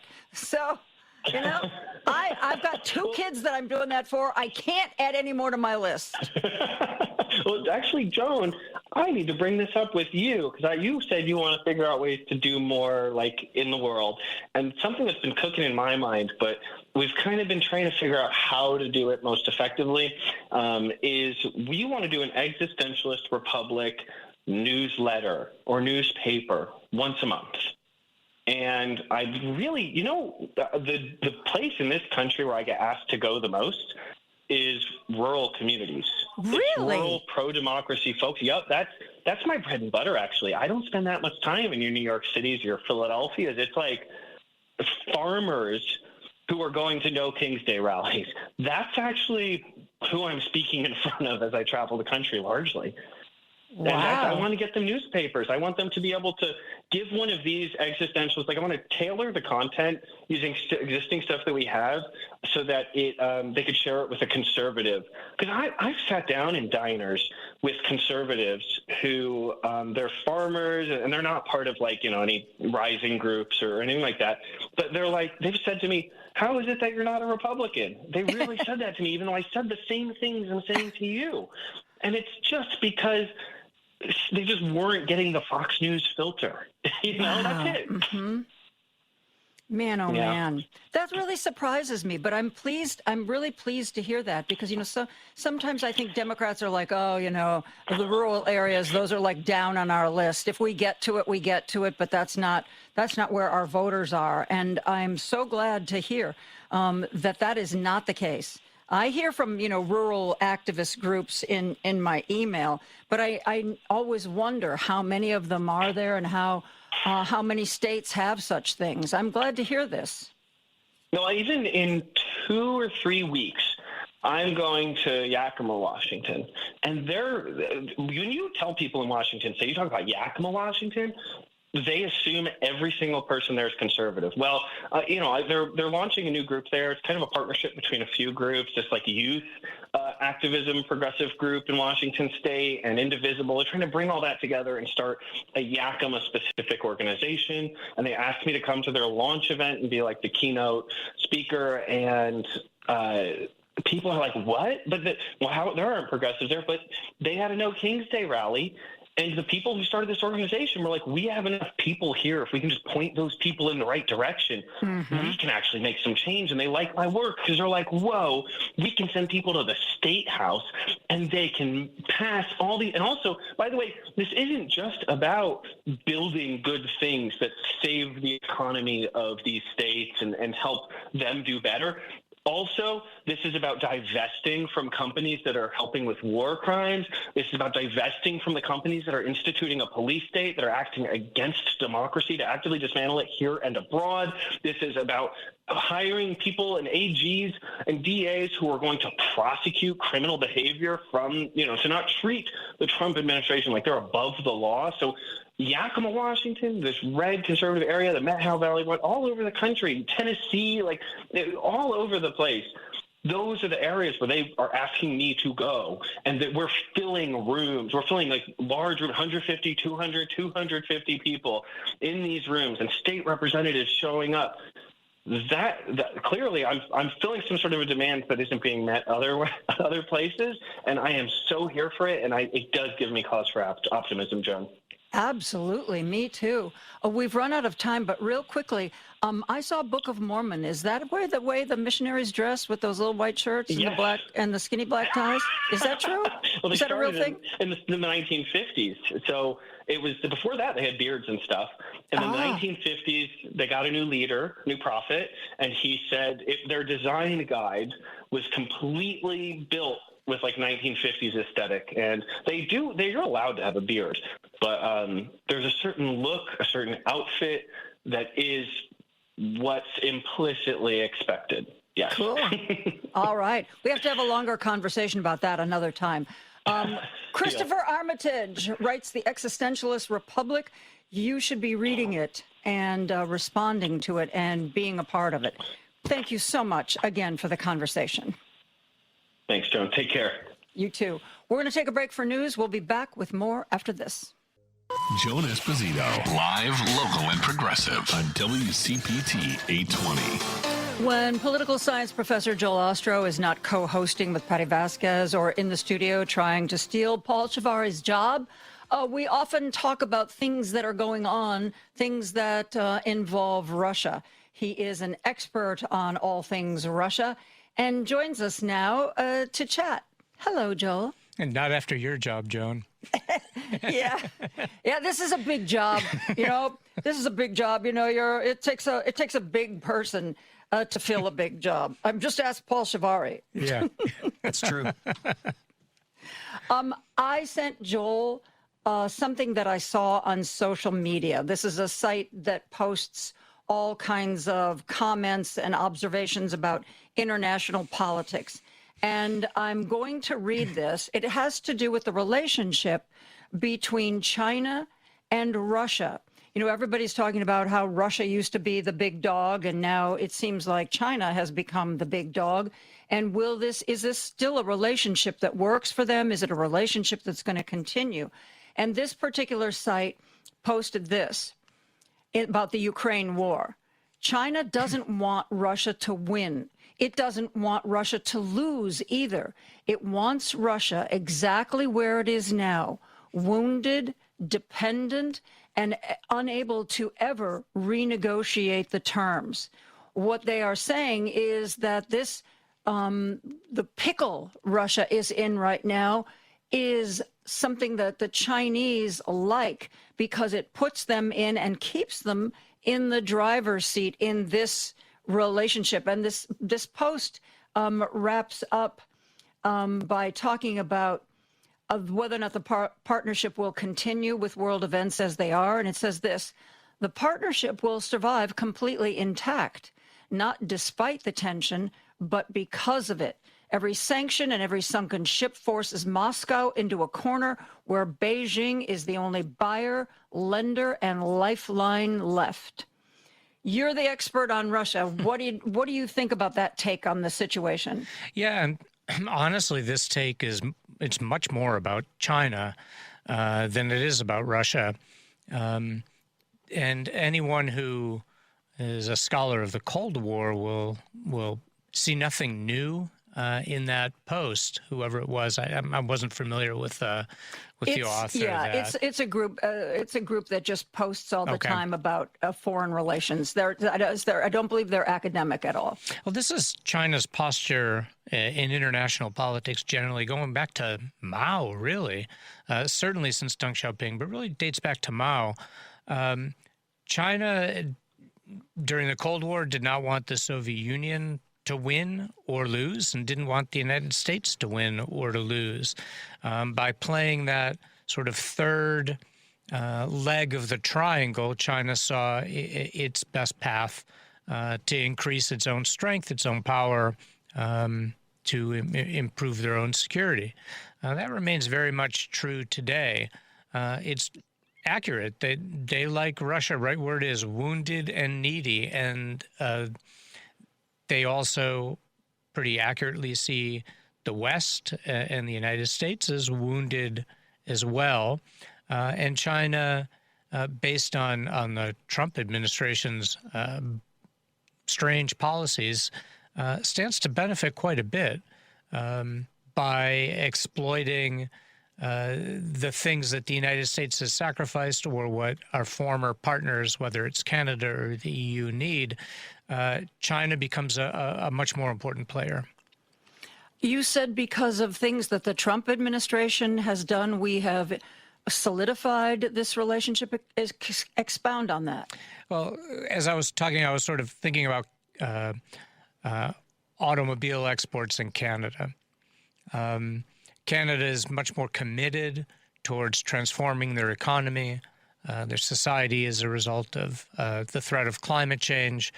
And the last I read, that they are prepared to import a large number, to open up their market to these new Chinese electric vehicles that have the sort of universal battery size. Yeah, they cost like $5. They run for 5,000 miles, and they charge in 50 seconds. Well, you don't even charge them. You pull them into a station, and the station, you pop the hood, they take out the drained battery, put in a charged one, and off you go. Really? Mm-hmm. That's all over China now, and Canada is, last I read, is preparing to develop, and with China as a partner, to develop that infrastructure. U.S. automobile industry is going to really suffer as a result of this, and China will stand to gain. And that's partly the conscious effort of the Trump regime to undo what the Obama administration had initiated, and certainly the Biden administration accelerated, towards moving us towards a more green economy. The Trump regime has ended almost all of that effort, and is aggressively pushing gas and even in some cases coal. And that is not going to benefit American corporate interests, that's for sure, industrial interests, or any of us, really. Yeah, I agree. And we in the United States, under the Trump administration, have put a ban on those inexpensive, long-range electric vehicles that China, and I'm sure that some of that is an effort to appeal to our own car manufacturing. But what I thought was weird, assuming that, GM and Ford and all those folks had something to do with Donald Trump initiating this ban, but they don't seem to me to be trying to fill in the gap, to try to, well, we don't want these Chinese vehicles to be imported because we're going to have our own really soon. But I don't see that. And it was a quite logical and predictable Chinese effort to create a network and to support development of a universal kind of battery hookup. So across all of those Chinese brands of vehicles, the batteries are interchangeable, and so then it just becomes size. So if you have an SUV size, there's a battery for that. If you have a small sedan, there's a battery size for that, and they're interchangeable across the brands. Well, that may seem like a crazy idea, but having been an electric car owner since 2020, one of the things you think about is the longer you own the car, the more wear and tear on the battery, over time, they don't charge as well. You're looking at, okay, well, what's my resale? What's my trade-in value going to be?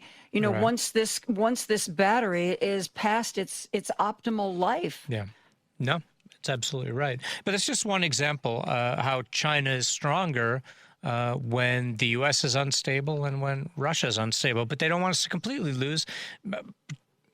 Eventually, hopefully, please God, this MAGA craziness ends. There's going to be a lot of Americans who are going to want those kinds of vehicles, the convenience and the affordability that the electric vehicles will present without necessarily having to spend the money to be able to charge, have some strange charging mechanism at your own home, right? The gas stations will be replaced with battery swapping stations.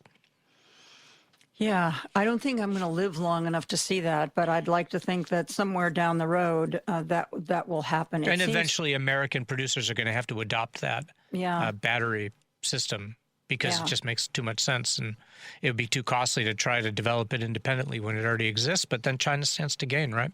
Yeah. We are going to take a break. I'm talking with political science professor Joel Ostrow from Benedictine University. We will be back with more after this.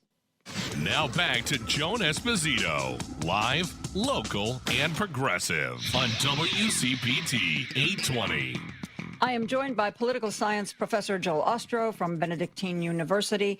He has an expertise on Russia, and we have been talking about the Ukraine war since it started. Joel, I saw this headline, and it was yesterday at 8 o'clock at night on the Wall Street Journal. Impressed by Ukraine's battlefield gains, Trump warms to Zelensky. Is this because our president wants to only associate with winners, and he now perceives that Zelensky and Ukraine could be the winner in this conflict? Hey, Joan, I mean, we all know at this point, it is so, number one, be skeptical of any news reporting now in this country on Trump and the Trump regime. That's number one. But number two, even if the reporting is accurate today, the odds are high that within 48 hours he's going to say the exact opposite, and there'll be a headline that reports the exact opposite. The smart leaders, countries in the world have recognized that, and the United States is not a stable or reliable country, certainly not in the sphere of foreign policy or international security. That said, it is true that Ukraine has been able to make startling gains, largely due to its superior drone technology, both offensive and defensive. And those advances are happening in a number of areas, which are all coordinated in a large and sweeping and intelligently designed strategy that shows no signs of having been designed by or with major assistance from the United States. So that is all true. The flip side of it is because their defensive weapons, particularly the anti-ballistic missiles, the Patriot missiles, have been almost entirely depleted. They have no ability to shoot down Russian incoming missiles anymore, whether cruise or ballistic missiles. They can go after the drones, but the drones are lower, they're slower, they're easier to shoot down. The missiles are much harder. You can't shoot down a missile with a drone, basically. And they're out, so Ukraine's cities are vulnerable. But along the front, Russia is entirely unable to make territorial gains, and particularly and dramatically in and around Crimea, Ukraine is shockingly making incredible gains. And then the third point is they are inflicting increasing pain inside Russia itself on their economic infrastructure, their energy infrastructure, in now going after what's called wild berries. It's known as the Russian version of Amazon internally in Russia, and Ukraine is taking out many of those facilities as a way to disrupt and inflict pain on the Russian civilian population, but to do so in a way consistent with international law and the Geneva Conventions, something that Russia entirely ignores.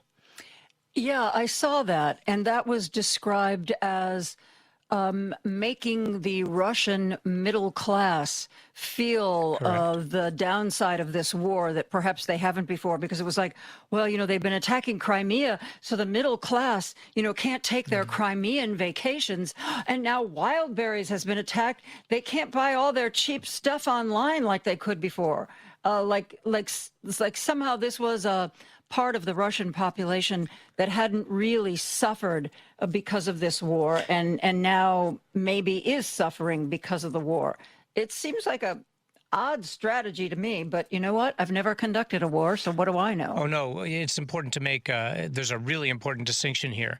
The operation against Crimea is a primary strategic a goal of Ukraine in this war. As soon as it became possible for Ukraine to take action to, number one, isolate Crimea from Russia, because securing its access to Crimea was the Kremlin's primary goal in launching this war.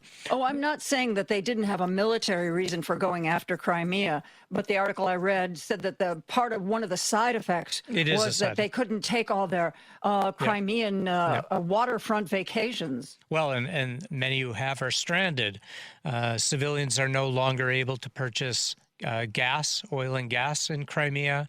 Electricity is kind of rationed. There's rolling blackouts pretty continuously. But most dramatically is it's no longer possible to exit Crimea by rail along the Kerch line. The bridge itself is dangerous, and if you manage to get across it, the roads that you would take going back to Russia are a virtual hellscape as a result of Ukraine's drone superiority. They control the skies, basically, to and from Crimea. Something that nobody really predicted ever. Like, the assumption at the beginning of this war was, well, Ukraine might be able to limit the loss of its own territory, but they're never getting Crimea back. This is no longer obvious that Russia can hold Crimea. Ukraine has pretty effectively cut it off by land, air, and sea. And this was unexpected, and Russia's pretty panicked about it. We were backing up talking about drones. Yeah. The Wall Street Journal says, basically Trump used to think Ukraine would be a loser. Now he sees that maybe Ukraine would be a winner, which is what has changed this. But I think what you talked about was a real influence because of what we have done in Iran, sending a $2 million missile to take out a $60,000 drone. I think that what Ukraine has done with their drones also is now something that Donald Trump, who probably didn't understand it before, not only has a better grasp of it, but also really respects that they did this. Oh, the United States military, the NATO command, nobody realized,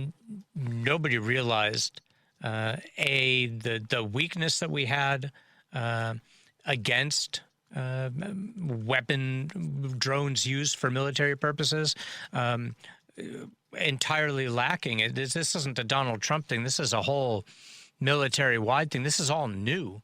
I'm not trying to cast blame either on the U.S. military or NATO. Ukraine has developed this out of necessity. And so this war has created a whole new armaments reality. And you're right. The drones are a lot cheaper. Even as they get more sophisticated, it's still cheaper than a Patriot interceptor or a ballistic missile. A week or so ago, I talked to retired Major General Randy Manner, and I asked him about this. I said, obviously warfare changes all the time, but we've gone into a war with Iran, and suddenly we've discovered that maybe $2 million missiles isn't the future here, but rather, we should be, turning out 10,000 cheap drones every month. And I said, why? Because I know the military, they do exercises, they do war games, they try to predict in any situation what might happen. But it seems like nobody ever threw out, hey, maybe these cheap drones are something we ought to think about. Maybe that's going to be something we'll have to contend with. And he basically just said that, the military is very slow to adapt. You know, everybody has an expertise in something, and so they want that something to continue. Militaries are very conservative organizations, except in times of dire necessity. And so the situation Ukraine finds itself in is suddenly there's, an urgency to be creative, innovative, and do anything and everything new that they can to try to protect themselves. And so that's when this innovation is happening. This is a story as old as war itself. You know, the Manhattan Project happened during the Second World War. It didn't happen in between the wars. So you're saying when we actually have to look at what we've got and the way we use it, that's when we have a tendency to adapt. Well, what's the adage? Necessity is the mother of invention. Yeah. I guess that makes sense. But it's so it does point out the incredible recklessness of this now 6-month war with Iran that was totally unnecessary, and it is unclear that there are any objectives, much less knowing what those objectives are. But what is really worrisome, and we only hear whispers and rumors here and there, but one thing is abundantly clear, that the United States military and our allies are now have critical shortage of Patriot interceptors, meaning our anti-ballistic missile preparedness is down nearly to zero. But our advanced weapons supplies, stockpiles across the board are substantially dwindled. So our military posture is as weak as it has been in a long, long, long time. And this is, we don't have time to talk about this. Maybe we'll do it on the other side. Okay. But, you know, Trump has called for a ceasefire, but I'm wondering what's going through the minds of the Iranis when it's been reported widely that we're doing the ceasefire because we're running out of munitions, and that if a second front somewhere else in the world were to erupt, we might be in a bad place. I'm talking to political science professor Joel Ostro. We are going to continue this chat right after a break. Now back to Joan Esposito, live, local, and progressive on WCPT 820. I'm chatting with political science professor Joel Ostro from Benedictine University. He is an expert on what is going on with Ukraine and Russia. But before we went to the break, you know, we have called another ceasefire, and we want Iran to come to the negotiating table, something that so far they seem to be ignoring. And I have to believe part of the reason is that it's been made clear in various media outlets that a big part of the reason we called the ceasefire is because we're running out of munitions, that if there were a second front, say, let's say China decided to invade Taiwan or something like that, or, you know, we decided to invade Greenland, whatever, that there wouldn't be enough stockpile to fight a conflict on two fronts. Why do you think that's a reason Iran is holding back, or are there other reasons? There's other reasons. I can tell you the one reason that maybe the weapons shortfalls and depletions are part of the reason. But I am certain that countries, important U.S. allies like Jordan, Kuwait, Saudi Arabia, Qatar, they're not amused by the regular incoming missiles from Iran that too often are landing. And even if they're targeting American bases, there are Jordanians and Qataris and Saudis and et cetera who are paying the price. And I think many of those regional partners are making it increasingly clear to the Trump regime that this has to stop. The problem is Iran is dealing with a most unreliable negotiating partner. The United States has been unpredictable. We lie. But most importantly, from Iran's perspective, all the United States, particularly under the Trump regime, and this is the second Trump regime now, does is break treaties that they have worked long and hard to negotiate and have been abiding by faithfully, they being the Iranians. So on what basis And with what kind of motivation and what kind of orientation would Iran approach negotiating with this rogue regime that's the United States of America? That's their perspective, and it is an accurate one. Absolutely. I mean, we were supposedly conducting negotiations with Iran that, by the word of the Omani who was moderating, were doing really well. They were getting close to an agreement. They were taking a break. They were supposed to resume, I think it was in Vienna the next week.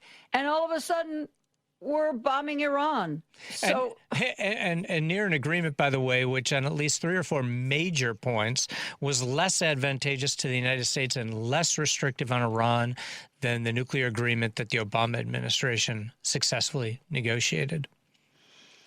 Do you think, I mentioned rather facetiously that if we ran out of munitions, we might not be able to go to war with Greenland, but I still read people who are writing opinion pieces, and they say, don't think that his obsession with Cuba and Greenland has passed.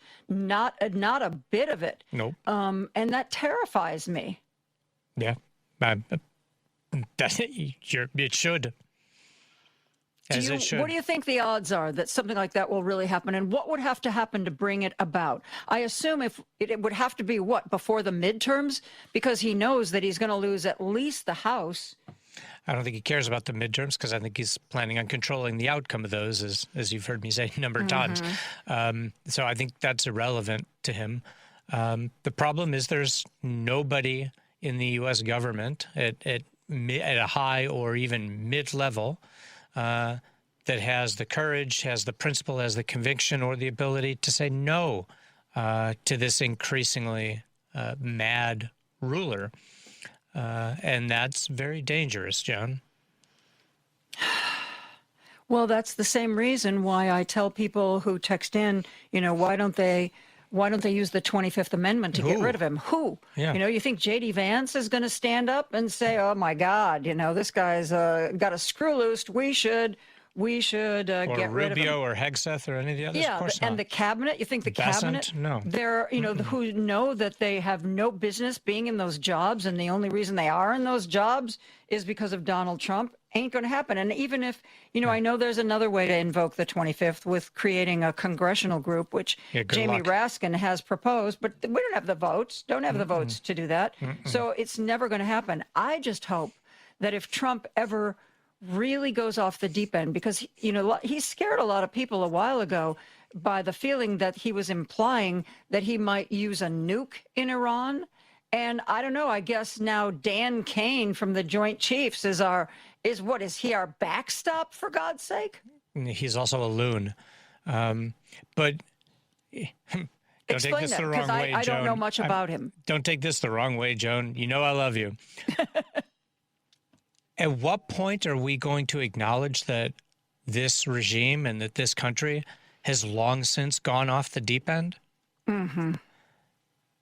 Pardoning those terrorists, insurrectionists who invaded the Capitol, and then paying God knows how many millions of dollars collectively, arming them, encouraging them to mask up and disappear people off of our streets. That's not going off the deep end. I'm so frustrated by how the extent to which and the frequency with which we keep normalizing what is terrifying and horrific and criminal behavior of our government. You're absolutely right. Trump does things that would have been a scandal that brought down an administration in a previous life, and he does them every day. Every day. And that's what we get. Steve Bannon was right. Flood the zone, or as he said, bury them in poop, a flood of poop. And the news media won't be able to handle it. The voters won't be able to handle it. And you know what? He was right. Joan, his chief political advisor on a regular basis, quotes or echoes Goebbels. Looks like him, too. Looks like him, too. Yeah. And that would be Stephen Miller. I actually believe that Donald Trump, we know he doesn't read.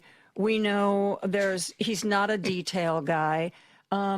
I believe, all these things. Oh, Trump, there was a thing. Trump wants RFK Jr. to cut even further the list of recommended vaccinations. Trump he didn't get up out of bed one day and say, you know what? No. I think I want to get involved in the vaccination business. No. It's the people around Trump who come to him and they have an idea. It's something that they want to do. And they pitch it to him in a way that they know will sell it, And everything that they want to do is either they or people very close to them are profiting to the tune of untold billions of dollars. RFK Jr. profits off of the quote-unquote supplement industry to the tune of hundreds of millions of dollars, if not more. Yeah. Yeah. So if, nobody should believe for 1 second that Trump is really behind this. Trump going to put more pressure on RFK Jr. to be tougher on vaccinations. Trump has never thought about that in his life. But what's really important to note, this inconsistency, well, there's a consistency there in terms of the corruption and profit taking, but the unpredictability of behavior, the sudden switching of positions, right? This is happening. We spent the first half hour talking about foreign policy. This is happening in all policy sectors of this regime, which is just classic authoritarian, even fascist tactics and strategy to keep the population unstable, guessing, insecure, and they can control and profit. It sounds sinister, but it's what's happening. It is sinister, but it's not conspiracy theory. This is how our government works now at the federal level. It's either today or yesterday that was the 10-year anniversary of that debate between Hillary Clinton and Donald Trump, the one where he kept kind of floating in the background. And she said while she was giving her answers, she was trying to decide, do I turn around and yell at him? Do I ignore him? Because in some respects, I mean, yes, she wasn't a great campaigner and she acknowledged that. But in some respects, for her, she was kind of damned if she did and damned if she didn't. I mean, at one point in the debate, Joe Biden yelled at him. Remember, "Come on, man!" I think he said, "Shut up, man!" Right? Yeah. But if Hillary had turned around and said, "What are you doing?" Yeah. It would have been, "Oh, Hillary's, so sensitive. She's a little flower. She's not tough enough to be president."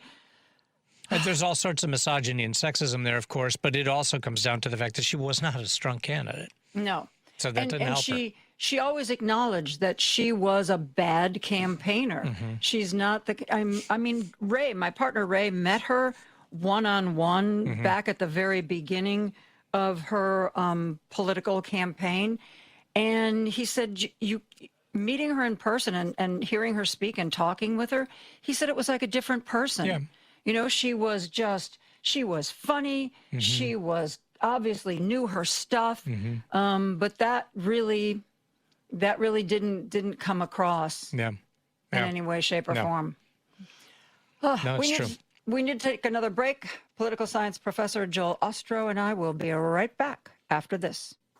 Don't turn that dial. A dangerous mistake to make. Joan Esposito, live, local, and progressive, returns right now on WCPT 820. I'm talking to political science professor Joel Ostro, who texted me during the break that maybe we should talk about the news of the day. Okay, mister, go ahead. Talk about the news of the day. Getting back to Ukraine, President Zelensky is in the United States to attend the funeral of former Senator Lindsey Graham, but met with Trump. One thing to note is not invited to the meetings in the Oval Office was J.D. Vance. And that's pretty significant because at the beginning of this Trump 2, Vance had a pretty strong portfolio when it came to Russia and Ukraine. It seems he's hopefully been isolated some. Who knows if that's permanent or temporary. But it does appear that first of all, the EU is about to adopt sweeping new sanctions on Russia. If you remember, these sanctions laws and policies need to be continually updated because those countries that are have the sanctions imposed on them try to find ways to get around them. So the EU is preparing sanctions against something like 1,600 new companies.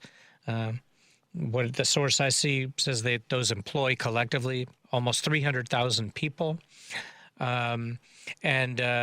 It would increase by 50% the total number of sanctioned entities by the EU.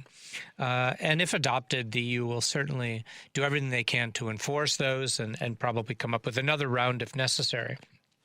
But it seems that Senator Graham's passing has accelerated moves in the United States Congress with support both in the House and the Senate for new U.S. sanctions against Russia. Talking about something like a 500% tariff on all Russian imports. That's not going to have much of an effect. I don't think we import much from Russia. Much more significant is this bill apparently contains a 100% tariff on the largest buyers of Russian oil and gas and on countries helping Moscow evade sanctions. So those secondary sanctions we've talked about in the past would be at a level of about 100%. Congress will pass it. Trump has said, although, as we talked about, he's quite unpredictable and untrustworthy, that he would sign the bill. The devil's in the details. Are there items that are exempt from those tariffs? Are there countries that are exempt from those tariffs? We don't know. But much more questionable is the extent to which the United States government would actually follow the law and impose those sanctions on those entities, because in the end, it is up to the executive branch to do that work. But still, that is a step in a different direction. That it seems that the opposition to taking strong action against Russia is dissolving a little bit in the United States Senate. Well, let's hope so. You mentioned J.D. Vance and that he was sort of cut out of things. Yep. I don't know if you were able to see much of the broadcast of the funeral today, but J.D. Vance was standing next to Donald Trump. They didn't look at one another. They didn't interact. They were not really completely like turned away from one another, but it was like there was a wall between them. And I saw one clip of the Bulwark. This is a group of never Trumper Republicans, and two of them are Tim Miller and Jonathan Last, and they were chatting on a podcast, and Jonathan Last said that Donald Trump will never forgive J.D. Vance for being right about Iran. That when they had that meeting in the Situation Room, Marco Rubio was kind of like, oh, maybe not. Everybody else was like, yeah, let's do it. And apparently J.D. Vance was the one voice saying, this is a bad idea. This is not going to work out well. We shouldn't do this. And Jonathan Last said, it would have been fine if J.D. Vance had turned out to be wrong, and the war ended right away. He said his relationship with Trump would have been fine because Trump would have always said, you're JD, he didn't know what was going to happen with Iran. I really saw that one, and he didn't. Trump could use it to flog him. But J.D. Vance was right and Donald Trump was wrong. And these two former Republicans, never Trumpers, said Donald Trump will never forgive J.D. Vance for that. Let's not give J.D. Vance more credit than he deserves. J.D. Vance's opposition was simply that he chose to believe and trust the intelligence out of the Central Intelligence Agency, out of the Pentagon, the Defense Intelligence Agencies, and State Department and former State Department officials who are Iran experts, who all said the same thing. Yeah, this is no I'm not saying he came up with the idea on his own, but supposedly, Trump was told by multiple sources, because I talked to a guy who used to be involved in war games, especially in the Middle East, and he said no matter how they structured the war game, within 5 minutes of it starting, Iran closed the Strait of Hormuz every single time. Yeah. And, you know, I guess Trump just didn't want to hear it. Bibi was telling him he would be a hero, that maybe this was his path to get the Nobel Peace Prize. Wasn't that part of the start of that Matthew Broderick movie when he was young, War Games? Didn't that all start in the Middle East? Or maybe it was like the day after, one of those nuclear films from the Cold War era. And you know, in the first 5 minutes, the Straits of Hormuz was closed. Yep. Pretty much every. Pretty easy to do. The guy said I was not only involved in multiple, but I was involved in multiple war games over years. Yeah. And every single time this happened. Yeah. Yeah. I mean, then that strategy long predates the Ayatollahs, right? Iran knew like that's a linchpin for protecting their security. The rest of the world needs passage through that. They close it off. Then all of a sudden they get the upper hand. That's pretty straightforward. It is. Well, it is and it isn't. You know, clearly it wasn't straightforward enough, Joel. It was to the people who understand these things in the United States government. Okay. But Trump and his buddies are profiting by the tens, maybe hundreds of billions of dollars off of this war. The defense contractors are, the oil companies are, the gas companies are, because look at the prices. Yep. And they're raking it in. There's a texter who reaches out to me, if not every day, every other day, about gas prices in his area. And he said in the last 24 hours, a gallon of gas, the price went up at his local station 20 cents. Yep. And the day before that, it went up 10 cents. And the day before that, it was $4.19, which was the highest he'd ever seen it. Yeah, I mean, if anyone listening happens to be a supporter of Trump and is wondering why he's not, doing more to lower the prices of gas, listen to our episode of the World Discord podcast on who benefits energy. It's pretty, again, Trump's family and the people closest to him in the administration and the major donors, above all, the Kochs. Well, there's only one Koch left, but you know they are raking it in with these higher prices on a barrel of oil. So you think that he's gonna? I mean, because by all accounts, he doesn't want the prices to come down. He's desperate to get out of the war, though. If he can get out of the war, then we have previously seen oil prices start to come down. Hey, Joan. Yes, dear.